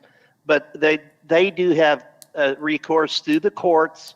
Of course, I'm an attorney saying here's an option, but no one wants to do that. But they wouldn't be stuck necessarily waiting for the full year or the 90 days if that were the case. But I'd also like to state that after a year, I think a notice would have to go back out so that people remember, hey, I have a right to object to this, and before staff would determine whether it's administratively given another 9 years or not, or brought back to the MAPC. Okay, thank you. All right. So, are you wanting to? Yes, sir. And I'm afraid of complicating things too much, but. But you're going to anyway. Point that was raised is that if there is a mailing and a notification that's done, one option would be to keep it consistent with the geography that was done for this case in terms of the original notification area, because we do not have a formal process for mailings as part of these type of administrative approvals. Okay, that's fair enough. Yes, Mr. McKay? Russ, looking at this map here, you've got a designated area where the crusher's going to go, about right in the middle. Yes, sir. Okay. Is there any possibility to move that crusher further to the west? Get further away from those buildings? I'm just asking. I would think that there's some flexibility with the site design. So okay, Earl can probably answer this better than anybody else. Approximately, you can go, that street, there's right away, the back side has not been vacated. Correct. So But is the rock crusher even the problem? Move it to the west property line. Russ, is the rock crusher even the problem? They were talking about truck traffic being a bigger problem than the rock crusher. The rock crusher is the only thing in the scope right now. So, yeah, that's kind of where I threw my hands up. Mr. Meese has been doing business here for years with the same circumstances. So would that be, one thing we're talking about now is the rock crusher's differential, not the truck. Right. Coming in and out, because trucks are coming in and out and dumping stuff. That's kind of where I'm. My thought is, they say, well, it's only so many feet away. There's a way to move that rock crushing operation further. That rock crushing operation doesn't take very big space. True. It's not a very So big if they machine. could, relocate that, and with that, what I'd say is if it's up to the applicant we know we discussed this at length, defer this, you come back with some answers to some of these questions that we've been having, and go from there. That's kind of up to you guys. Okay, so, Mr. Warren, would you care to, or staff? Well, I'm leaning close to going for a 10-year approval, but I'd go for a 10-year approval. I withdraw my original motion. I withdraw my Your original substitute motion motion. 1 year plus 9. Now I'm just going for a 10-year approval. Okay, so I seconded it, so you're, what was your motion now? My motion now is to approve for a temporary permit or a conditional use for 10 years. And I, With the water? With the water being allowed with the truck. Okay. I'll second that. Okay, so we have a motion on the floor, and now we've got a substitute. I withdrew, You withdrew that motion? The original Okay, so motion. you've withdrawn that completely. And now my motion is for a 10-year. And now your motion is For a to, 10-year approval. for a I 10-year withdrew my approval. substitute substitute motion. So now we're starting fresh, I think, if we can do that, Sure. with his motion. So we've got a 10-year length of time for crushing operations with the last With the water sentence truck. in number 7 to be deleted, Right. and that's it.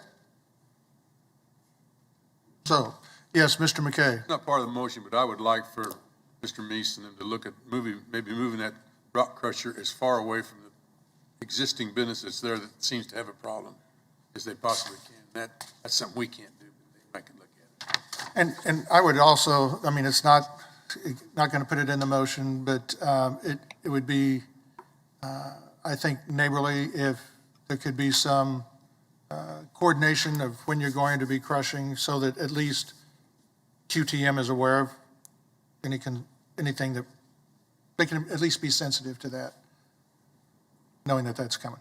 So, okay, we have a motion on the floor. It's been seconded. Warren and McKay on the motion and second. Any other discussion on the motion? Hearing none, all those in favor of the motion signify by saying aye. Aye. Aye. Opposed, nay. Nay. Motion carries 10-1. We still at 11? Oh, thank you very much. 911. Oh, no, just joking. No emergency here. Okay. I appreciate your time on this one. Thank you. Sure. Bill may be asleep back there in the back. Okay, if we could have our chairman come back. I'll go see if he's awake. Oh, gosh. It's the last time I'm stepping in for you. Gotta get woke up. There you go. Okay, the next item, 4.3. 4.3. 4.3, Is Linda back? I'm sorry. Is Linda back still on? I saw him leave the meeting, but he's back. Okay. All right. Thank you. Yes, I'm on. Okay. Okay. case number 2021-00013. If we Kathy could, Morgan for the Planning Department. We'll start out with the zoning map, and you will notice the commission had previously approved PUD 84, but it hasn't gotten transferred to the official GIS map, so we have the old zoning up. The area that is being added to with a minor amendment is the corner at Dodge, the single lot at the north end of North Dodge Avenue. Don't forget to unmute. Where it intersects with McLean Boulevard. So I just wanted to make that clear. This is, staff is recommending that based on what was previously approved with the original PUD application, that the circumstances have not changed with it being in compliance with the comprehensive plan and the Wichita Places for People plan. So if we could move to go through the pictures, please, Paul. The aerial, Paul, can you point to that house that we're speaking about there on the corner of Dodge? There you go. That's the Apparently property. sending her the message that we didn't need to go through it all. Didn't have. That's the property that's being added into the PUD next. This is the future growth concept map in the community investments plan next. And here again is that site plan that was provided. You're seeing the cross-hatching is where the vacation of that alley that was discussed earlier next. This is looking west along McLean. You see the house in the foreground is the property that is being added into or requested to be added into the PUD next. And there's a larger view. You can see the fence there. That is separating the existing parking for this PUD from the multifamily zoned area right now. Next. Another view of that residential structure looking southwest.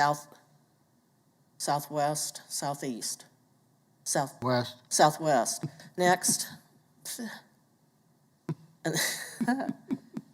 Oh, and looking at the property again,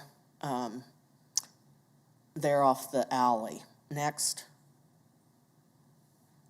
This is looking at the south end of the alley, back up north.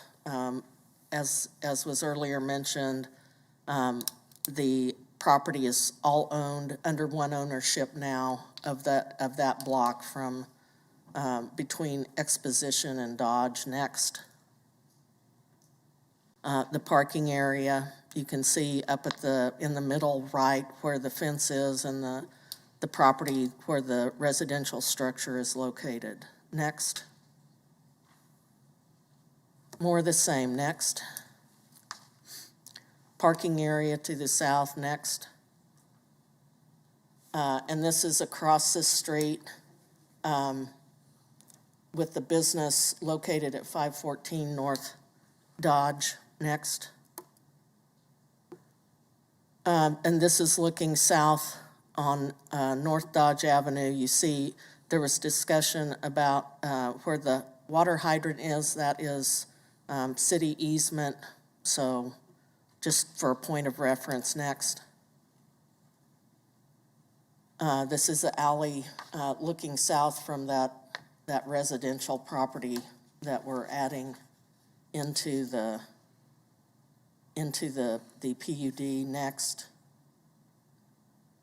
Next.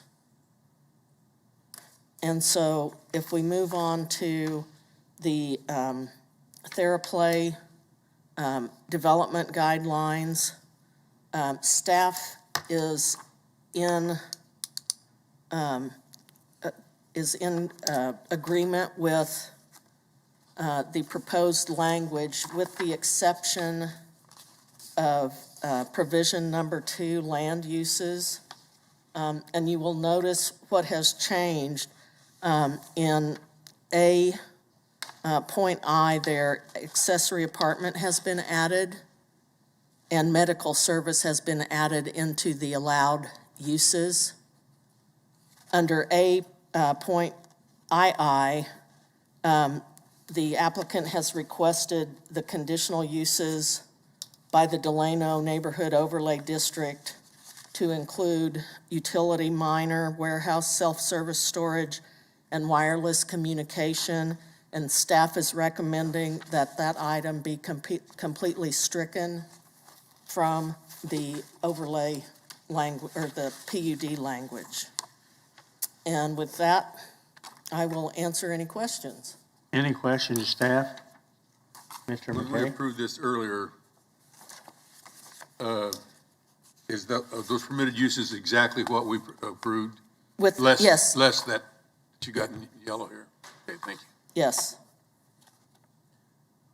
Mr. Green? Just so I understand what Mr. McKay was asking, so AII, that was in the original PUD, and we That is what scratched my it? records show, that was stricken. That was stricken in the original one? That was and- stricken in and the so this- original they- one. Okay, and we're And just. so they've requested to put that back restriking. in. Okay, just making sure that's what his question was, so, okay. All Any right. other questions? Seeing nothing, none? Applicant or agent? Good afternoon, Brian Lindback, MKC Engineering on behalf of the owner. We are in agreement with staff comments and stand for any questions.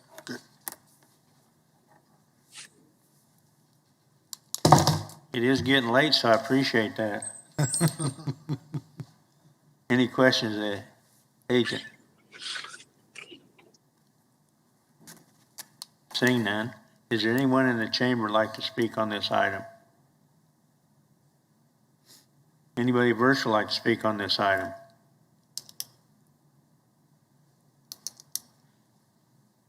Hearing none, I'll bring it back to the commission. What's the pleasure? Mr. Chairman, I move that we approve per staff comments. Second. Got a motion approved by Mr. Green, second by, With the deletion of AII, which would be Staff a part of the staff comment. second by Ms. Foster. Any discussion? All in favor, say aye. Aye. Aye. Anybody opposed? Approved unanimously. Next item, please. For a completely different flavor. Thought you guys went on to see somebody else today. Philip Zevenbergen with planning staff. PUD 2116 is a zone change request from single-family SF5 to PUD planned unit development. It's for an entire city block just south of Douglas. You can see it on your map here. It's 1 block south of Douglas, about 2 blocks east of Seneca. It's actually almost like completely dab smack in the middle between Seneca and Sycamore in this portion of Delano. It's bounded on the north by Texas, on the south by Burton, and then in between Handley and Osage streets. The applicant is looking to create the Delano Revival PUD number 90.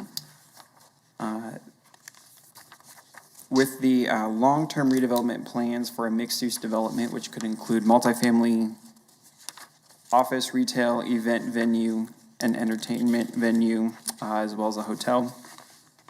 In the meantime, he does not expect to leave the current structures vacant. As you can see on the map in front of you, the south half of the block is occupied by a church structure with the associated parking. Is my understanding that it is currently not occupied by a church or place of worship. On the north half of the block, the northeast quarter has 2 single-family homes built in the early 1900s, and the west half of the north side is currently vacant or undeveloped and has been since 1997. The alleys that you see or any types of minor rights-of-way in the middle have all been vacated. So it is one cohesive block in terms of land. The PUD has a base land use and redevelopment standards that would allow things by right in the central business district zoning classification. Particularly, these development standards allow for lot line to lot line development, so no building setbacks, in addition to no off-street parking requirements for the uses that may occur on the site. Typically, we are seeing this type of use 1 block north on Douglas Avenue. You can see on the zoning map that the property directly to the west is zoned central business district as well, so it is not necessarily a new type of zoning classification for the 2nd block south of Douglas.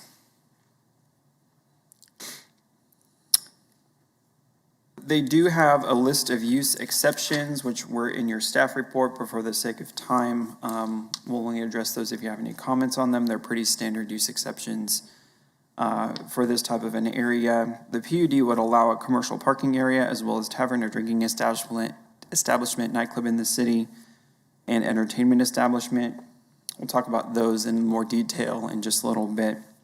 The PUD contains standard language regarding lighting, landscaping, and screening.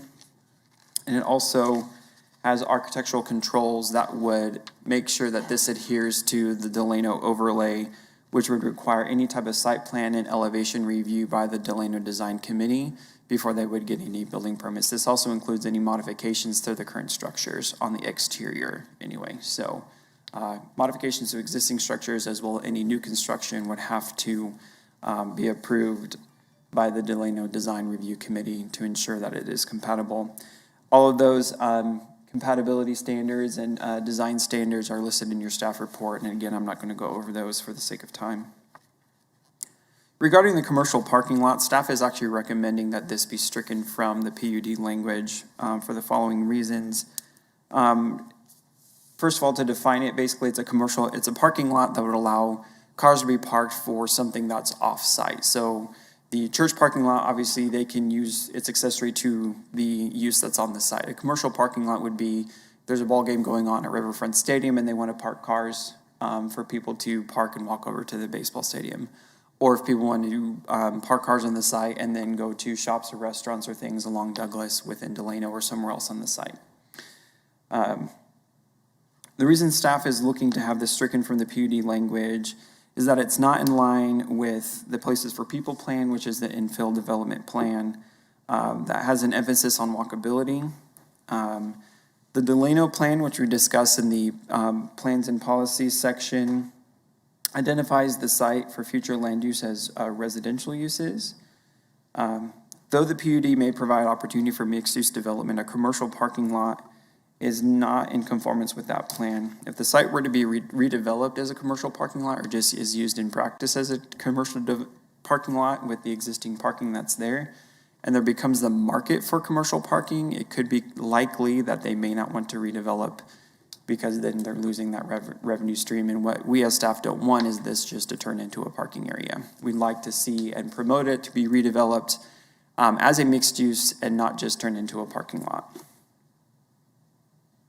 Regarding the uses for tavern, drinking establishment, nightclub in the city, and entertainment establishment, these would have normally been required by conditional use. The PUD is basically in lieu of conditional use because it's going through the same public hearing process. The PUD states that the uses would have to be fronting Texas, so basically completely on the north half of the property, except for the church premises, which is at the southwest corner of the site at Burton and Handley. The reason potentially for the nightclub in the city use is, remember the way our code is written and defined. If, say, one of the drinking establishments wanted to have a live band, technically they would have to get nightclub in the city status because you have alcohol and entertainment as defined by the code. And so they would need that use in order for live music to be, or even a DJ to be at a bar. Say the church were to be a wedding venue with a reception space. If they're serving alcohol in the reception space and you also have a DJ or live band in the venue, you technically need to have a nightclub in the city status in order for that type of a use to occupy there. So I don't necessarily think the intention is for a full-blown nightclub to approach or to be established here. I will let the applicant or agent address any type of those concerns. But just wanted to remind you, it's always kind of the buzzword of when nightclub is thrown into a staff report or into a redevelopment plan, that technically that has to be in there if the presence of alcohol and entertainment are together. More on the restrictions of that, the PUD would limit the total occupancy of all of those combined uses if there's multiple of them on the site to 200 persons. The PUD language also permits outdoor service of food and drink as accessory to those types of uses. I think a good example of what that could be, if you've ever been to Central Standard Brewing, they have their place closest to the street is kind of more of an outdoor space with tables and things where people can enjoy their beverage and other things outdoors versus just being completely inside the building. As an example, not necessarily saying that's exactly what they're doing, but that's an example of an accessory outdoor food and service area to a drinking establishment for your mind. If that is the case, they do have supplementary use regulations, which I've summarized for you. Yes, the supplementary use regulations talk about providing additional parking. That would not be required because the underlying base zoning is central business district and it does not require off-street parking, just as a note. The area around this is a very mixed bag of different type of zoning classifications, from very heavy stuff as general commercial, which you see on the north, the northwest. There's one little piece of general commercial on the south. There's also limited industrial on the north and on the east. And then you have things as restrictive as single-family residential and two-family residential. So it's actually a very odd mix of things that actually can be very incompatible with each other. Most of the commercial properties, as you can see on the aerial, there's residential on the south. There's some residential up here with the commercial zone properties. This limited industrial zone property is a house. So there's actually a fair amount of residential even in the commercial and industrial zoning. There is commercial uses to the north. There's a senior center with a community garden to the west. And then this property to the southeast is also commercial property as well.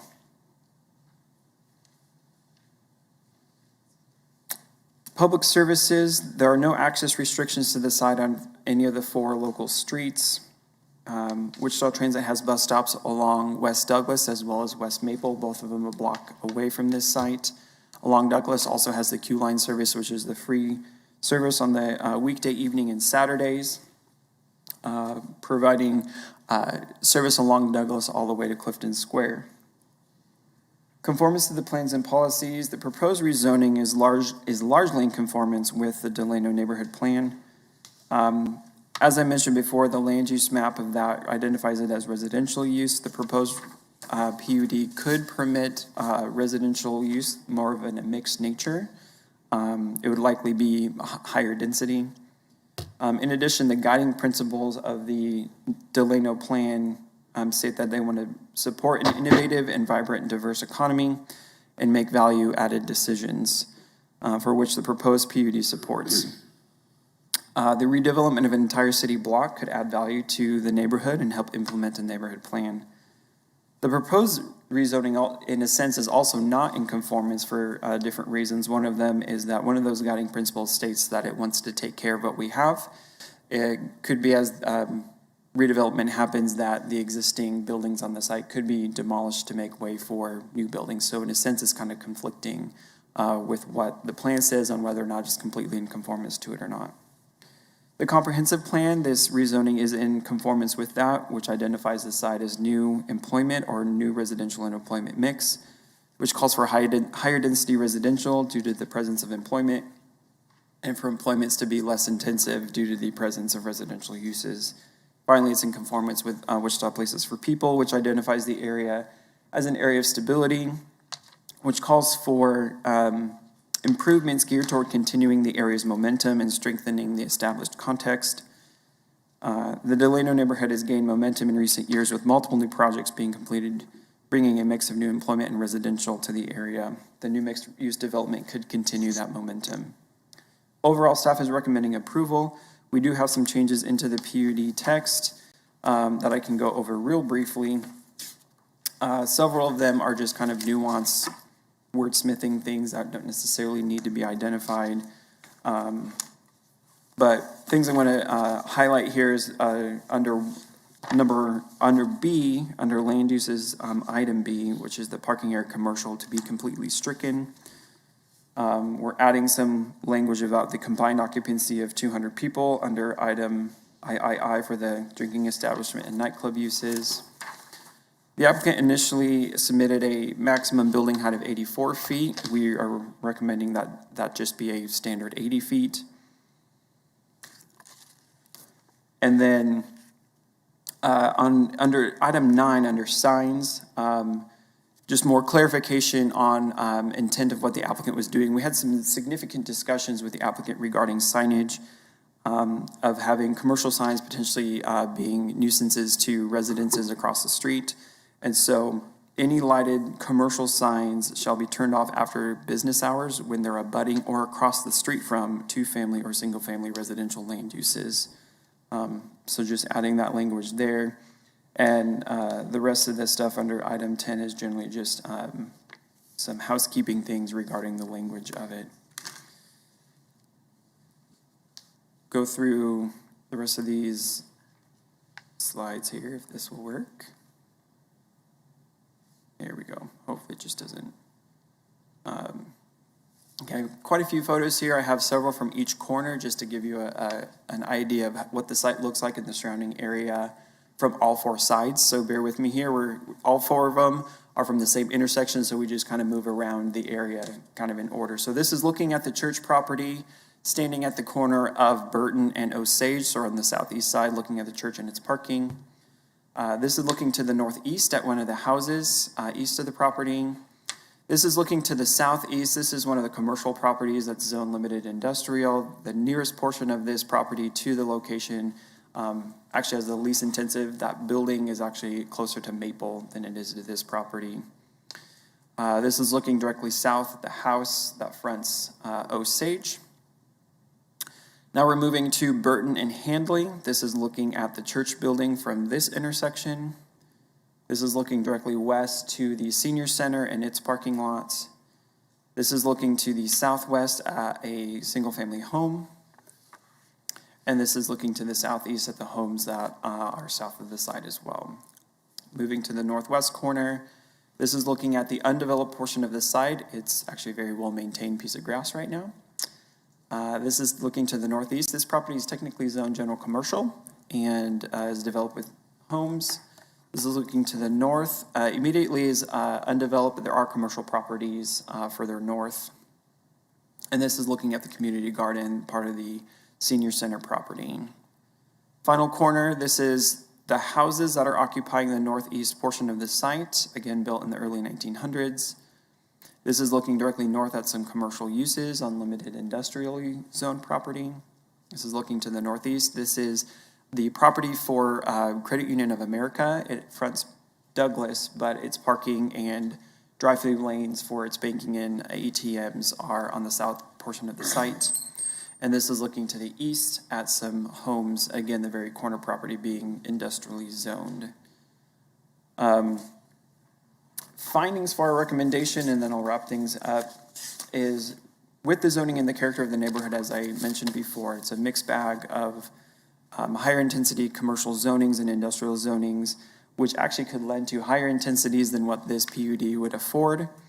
Overall, with the PUD language and the governing of the Delano Neighborhood Overlay District, that will mitigate any possible negative impacts on surrounding areas. The site could sustain single-family residential development. However, considering the or continuance of the church property, considering the momentum in the area and the changing of how things are going, it would likely lend to more higher density development in the future. Extent to which the removal of restrictions will detrimentally affect nearby properties. The PUD could potentially create an increase in traffic on residential streets to the south that have parking on both sides, which would reduce through traffic to a single lane. However, the amount of traffic is not likely to exceed the capacity of the overall street network since it's a grid, and will be mitigated by other transportation options and mixed land uses that are close in the Delano area, this being the transit routes on Douglas and Maple, in addition to the new multimodal center that's going to be constructed 2 blocks away to the east, which will have a commercial parking structure. We talked about the houses being built in the early 1900s and the conformance to the comprehensive plan, and staff does not anticipate any existing or any impacts on community facilities. The existing water and sewer should have enough capacity to handle the development. That was long and complicated and with a lot of detail. Thanks for your patience, but I can stay in for any questions. Any questions, staff? Ms. Foster? I'm concerned about the building height of 80 feet, and they were apparently asking for even more than that. Most of the existing structures in this vicinity, even up on the commercial areas of Douglas, are 40 at most, maybe. I think. Am I incorrect in that? Right. Most things in the area do not exceed 2 stories in the immediate area, anyway. Is their intent to like do, what, an 8-story apartment building or something here? Why do they need an 80-foot height limit? I can defer to the applicant on that of why they Okay. requested such a height. Sorry. For reference, Central Business District does not have any height limit to it. Yeah, So, I know, but, just like I said, I will defer to them on what their intentions are. all right, thank you. Any other questions for staff? Just the one, on the parking, the commercial parking, is that, the reasoning behind not allowing the commercial parking again is? We don't want it to just turn into a commercial parking lot. That doesn't go away. Is that, I think you may have mentioned wind surge? Well, in conversations with the agent for the applicant, they said that they would like to provide the opportunity to provide parking for events, just very generic events. Obviously, the wind surge would be a good example of that. It could also be other events in the Delano area. And you would need the commercial parking designation or use category in order to do that if your parking is not accessory to the uses on site. I will say that as a resident of Delano and someone who's been active on the Delano Neighborhood Plan Committee, if this did turn into commercial parking lot, there would be a lot of unhappy people in Delano. Any other questions, staff? Applicant or agent, please. State your name, address. You got 10 minutes. Good afternoon again, Brian Lindeback, MKC Engineering, 411 North Webb Road, on behalf of the owners. Thank you, Philip, for such a great presentation.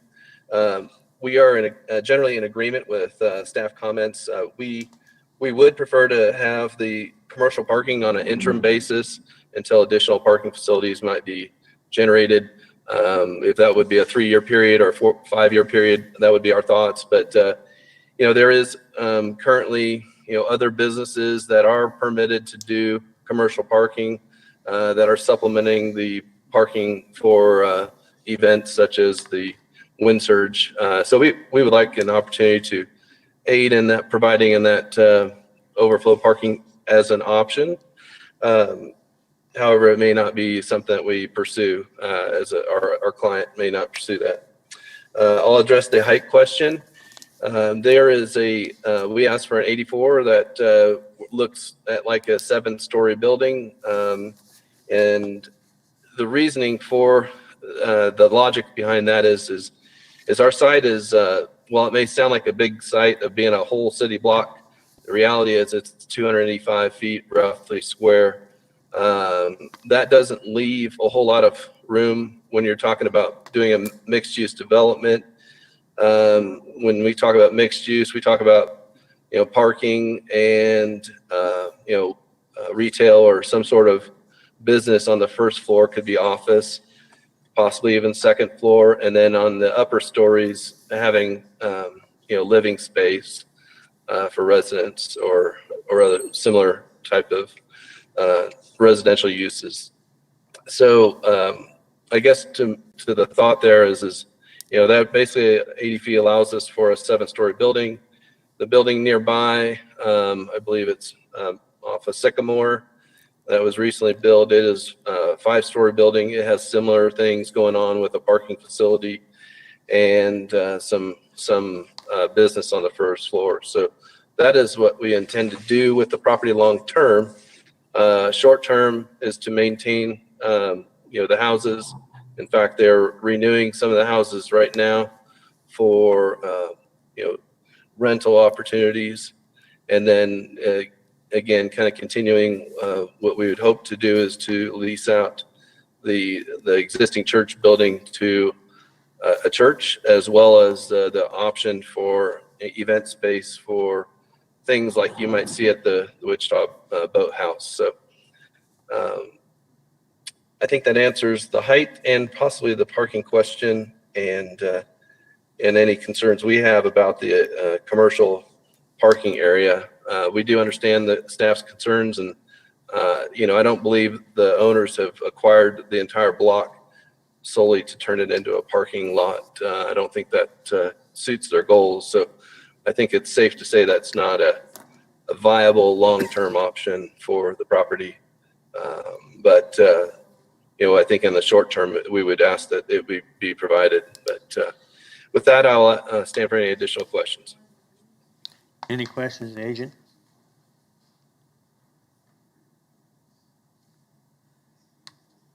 Not seeing none. Is there anyone else in the chamber that would like to speak on this item? Please come forward, give us your name, address, and you got 3 minutes.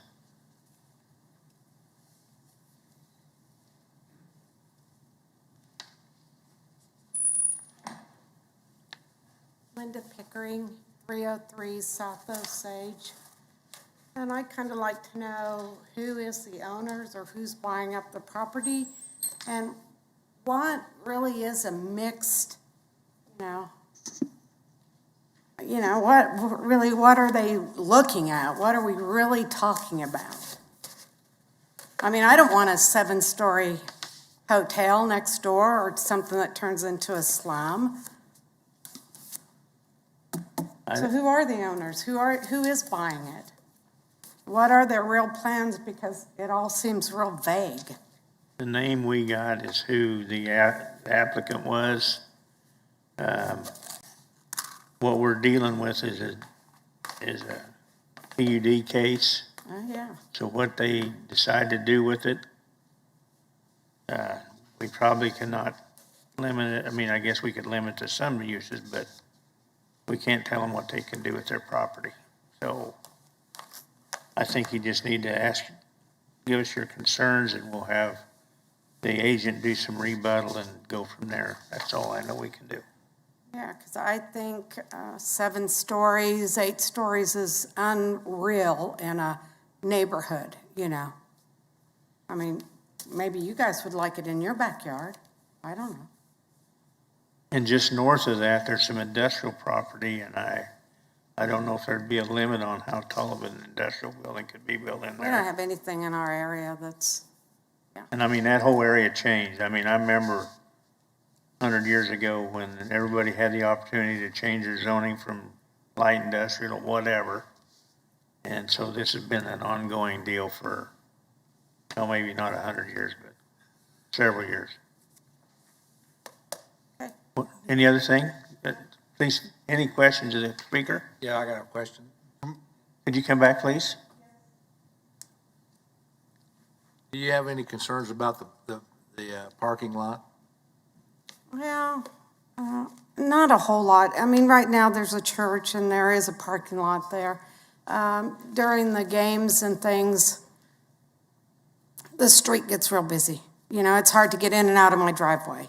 I'll put it out there. People park all around me, and I pick up trash for a day or two afterwards. So if it's in a parking lot, it's not so bad, but it's still going to make the area real busy, Thank you. Thank you. Anybody else in the commission chambers here that would like to speak on this item? Anybody virtual like to speak on this item?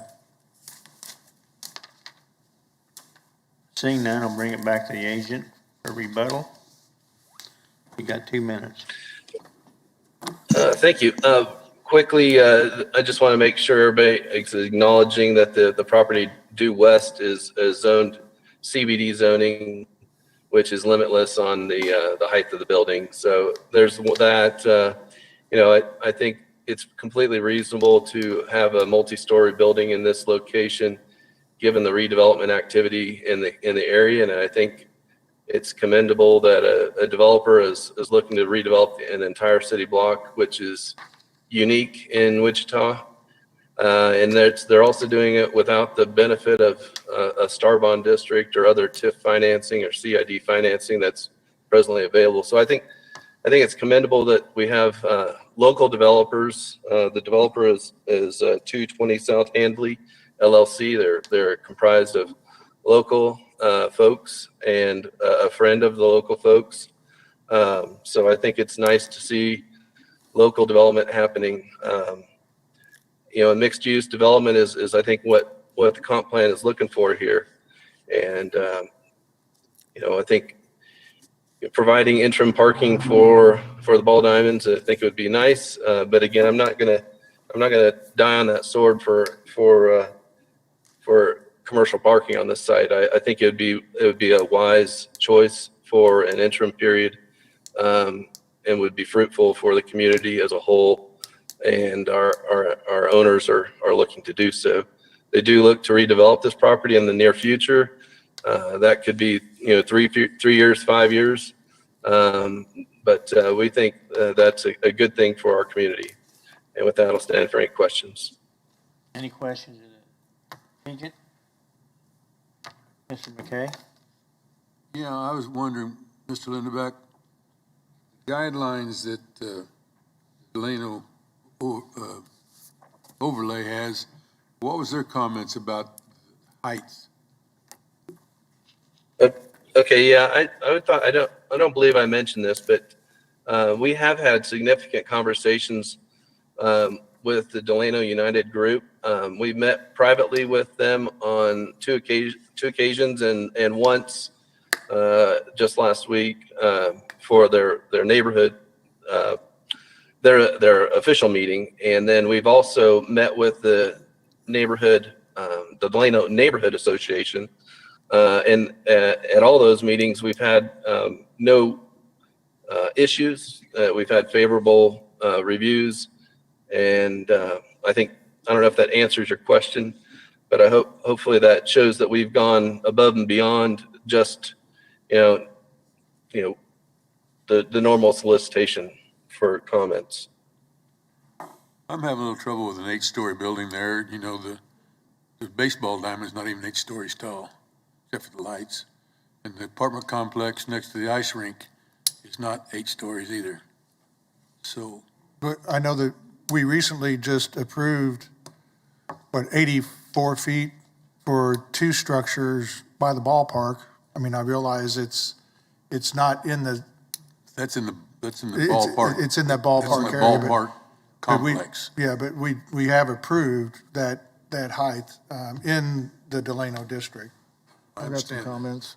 And I might also mention that I do believe there's a plan for a parking garage that's going to be multi-story as well in the 1 block away. So I think that's important to also note that while this one may be permitted up front, the idea is not that we not come back and continue to ask for changes. We want to ask for something that's reasonable and also prudent for the site. It's a small site. We need to provide for parking for our residents. And in doing so, we're going to need to have some structured parking likely. And so I think it's prudent to have structured parking on such a small parcel. And then therefore we need to have a more vertical structure for the residents. Mr. Hartman? Yeah, a few comments. This site itself, I think where it's located, is kind of right in the middle of the residential portion of Delano. I think if I were going to prove something that was 80 foot tall, I would rather see it over on Seneca or Sycamore or Maple or one of the main thoroughfares where you didn't have traffic going right through the neighborhood. I don't think the temporary parking, I don't like that idea. I think just as soon not get started with it. I think the Delano plan itself tries to prohibit that type of thing, and I would just as soon leave it out at this point in time. And the height, so to me, 80 feet just seems unreasonable in this area. I would think 45 feet maybe would be practical. It just seems 80 feet just out of character for this portion of the Delano development. Is there any other questions for the agent? If not, I'm going to bring it back to commission. We can have some discussion, motion, whatever you guys want to do. And ladies.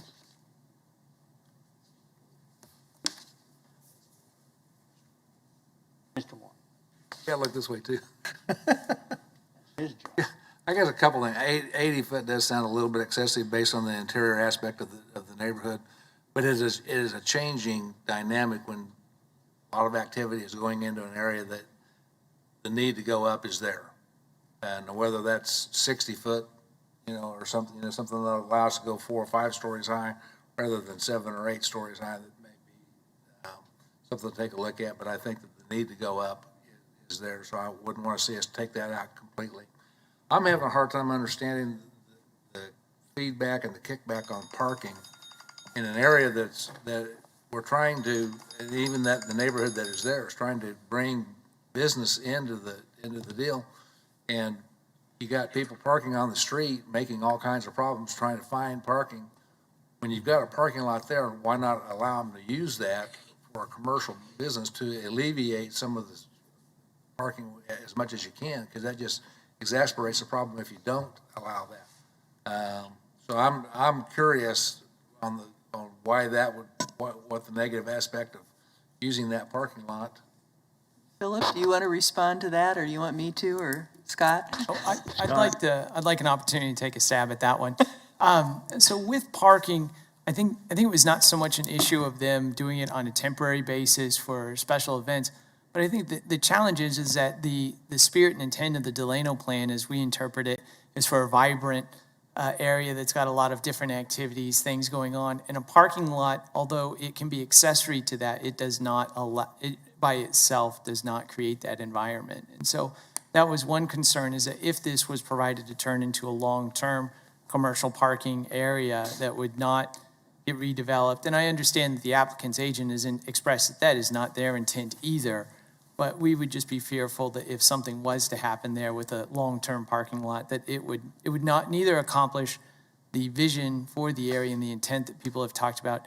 The other challenge that comes up with parking is that parking is not a highest and best use, and it also, in terms of liveliness, from a vibrancy and quality of life, it doesn't contribute to that, but also I would point out that from an economic standpoint, from a tax base and supporting and making a robust community, a stronger community financially, it doesn't contribute much to the tax base as well. So I see it as a double challenge. The part that they brought up about doing it for special events, yeah, if circumstances allow for maybe short term to allow for that, I think staff would be open to that, but the long-term nature of it is what's concerning. What he said. Yeah, because I was trying to get between the two where absolutely no parking whatsoever to having instead of full-time parking or no parking, trying to get right there in the middle where we allow that property to be used for commercial parking for 3 years for special events, for ball games and that kind of thing. It's nice to have the Delano District and the Central Business District too, where parking is not off-street parking is not a requirement. What happens though is when people come down there, they got nowhere to park, and so they wind up parking on the street. On the streets, I think even the speaker made mention about when there's a ball game. Sometimes it's hard for her to get out of her driveway because somebody has encroached into their parking, into their driveway parking that keeps them in trouble. So I think at least for me on 1B, I would say that to allow the parking for a 3-year period. And then at the end of that 3-year period, that commercial property aspect of this goes away. So that they do have time then to develop it the way they want to develop it. I think temporary parking would not be objected to. The long-term goal eventually someday is to teach Kansans to use public transit and not bring their cars everywhere, but that will take some time, admittedly. As Scott said, I think the main objection from the neighborhoods in the Delano area is going to be they don't want this to be an asphalt or concrete parking lot for the next 100 years. No. I don't think anybody wants that. Good, me too. So can we do that, Philip? Just 3 years? Say 3-year maximum use as commercial parking, but no more than that? Yeah, you can term limit it. It'll just get written into the PUD text, and that'll go from the date of final approval. Which brings us back to height. I'm just very, and I understand the commercial need to be able to make this property self-supporting and have enough return on investment to make it worth developing, but 8 stories, holy moly, that's a big building to plunk down in this particular neighborhood. And I know the baseball stadium is going to change, is already changing the character of this neighborhood. The question I have is whether it's going to change the character enough that this tall of a structure would ever fit in, or whether it's going to stand out like a sore thumb in perpetuity. And I don't quite know how to answer that question. You have something 7 or 8 stories, you got lots of people, and you got lots of people trying to get in and out, and where they're going to park, it just seems excessive. Right, this is a maximum. Will we as a board ever have a future chance to address in more detail when the developer comes back with what they really intend to do here, or is that strictly going to be in the hands of the building inspector people? In terms of height, if it's approved in the PUD, I don't think the Delano Design Review Committee could argue against it. They would be able to, looking over at J.R. Cox here, but, they review elevations, character of the buildings. But I guess I'll defer to J.R. on that, Well, I think to answer her question, if we approve 80 feet, they're not going to be able to come back. They're not, And like, when they're ready to build a building, they don't come back before this board to say, When they we're decide ready to what they're build this gonna do. building. Right. Can we have it 8 stories or 80 feet, however many stories that comes out to? So if we decided to take it down to, say, 60 feet, and they decided they just couldn't make that work economically, they would then come back to us to see if they could get us to change our mind? Is that how that would work? Yes. I'm kind of inclined that way. Comment, not a motion. Next. I don't know if this is germane, but you look at Park Lane Towers, that stand out like a sore thumb. I mean, I don't know how tall Park Lane Towers is, but when it was built, I suppose it was maybe viewed as excessive in that area. How tall are the apartments just east of Hillside, College Hill area? What do we call that? Hilltop Manor? Hilltop Manor, How tall are those, and when they were initially built, were they out of character with the neighborhood? I mean, we are talking about an area that's growing. I would agree that 80 feet seems excessive now, but I wonder what it looks like in 20 years, 30 years. Is it excessive at that point, given They the can growth always we ask have in for and around the ballpark? expansion. Generalized observations. An 80-foot either is offensive or non-offensive based on the architecture.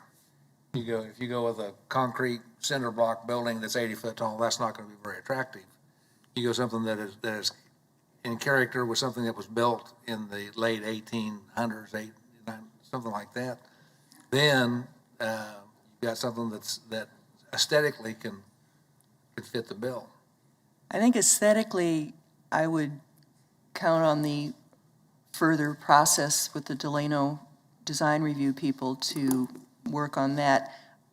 I think in the back of my mind, one of my problems with this is that during the baseball stadium process, there was a great deal of discussion about views and view sheds and maintaining neighborhood views to and from the river.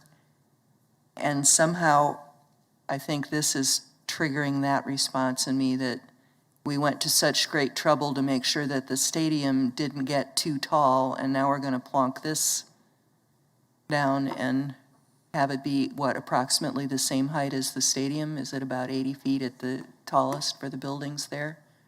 I'm afraid I don't recall at this moment. I don't recall, but I don't think it's, They're not close to 80 feet. I don't think it's 80 feet. I don't on top think of the they are stadium. either. 40 feet. No, but the two buildings that they're going to be building Right, have on the the potential east of side being of that McLean, tall. yes. Yeah. I'm going to attempt a motion so that we can get off dead center. And Go ahead, Mr. Green. yeah, I move that we approve the PUD with a change on item 1B to allow commercial property, or, excuse me, commercial parking for a 3-year period for special events. Is that 3 years for special events or 3 years or special events? For a 3-year period. Okay. And then as a sidebar, it'll be for special events, you know, ball games, whatever's going on down there. We got a motion. Do I have a second? Second. Got a second by Mr. Dool. Any discussion? About the 80 feet. I'm good with the 80. If you want to do a substitute, that's fine. I'll do a substitute with the temporary parking for 3 years and maximum height, building height of 45 feet.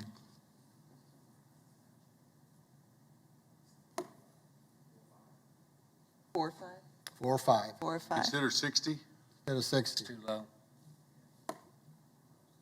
Did somebody second my motion? Mm-hmm. Mr. Okay. Dool did. Okay, okay, so I did, yeah, you did. Thanks, Admiral.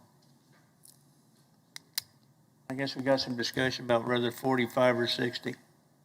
The substitute didn't get a second at 45, did it? No. Anybody else want to make a substitute motion? Can we do multiple substitutes? Well, if That motion hasn't, yeah, if the substitute. it's not done yet because it didn't get a second. Yeah. Right. So it can be massaged. All right. Would you be willing to say 60 feet? Go 60. I think that's a reasonable compromise. I would second 60 feet as a substitute motion. Any discussion? Can we vote on the substitute motion first? Yep, that's what you do. And let's restate it so everybody knows what we're doing. It's for staff comments with a parking of 3 years and a height of maximum 60. height limit of 60 feet. And height to 60 foot? Roll call. Roll call vote. Yes, sir. Green. Nay. Mr. Johnson? Yes. McKay? Yes. Gross? Yes. Fox is not here. Dool? No. Blick, I don't believe it's here. Nix? Foster? Yes. Warren? Nay. Joe Johnson's not here. Miles? Aye. Hartman? Yes. Florence? Carol? Mr. Florence? Yeah, I think he's saying. I see. Thumbs up, yes? That looks like a yes. It looks like a yes. Please, thumbs up if you vote yes. Okay. There you go. In that case, we have 1, 2, 3, 4, 5, 6, 7, 8 in favor. We have 3 no. Motion Motion approved. carries.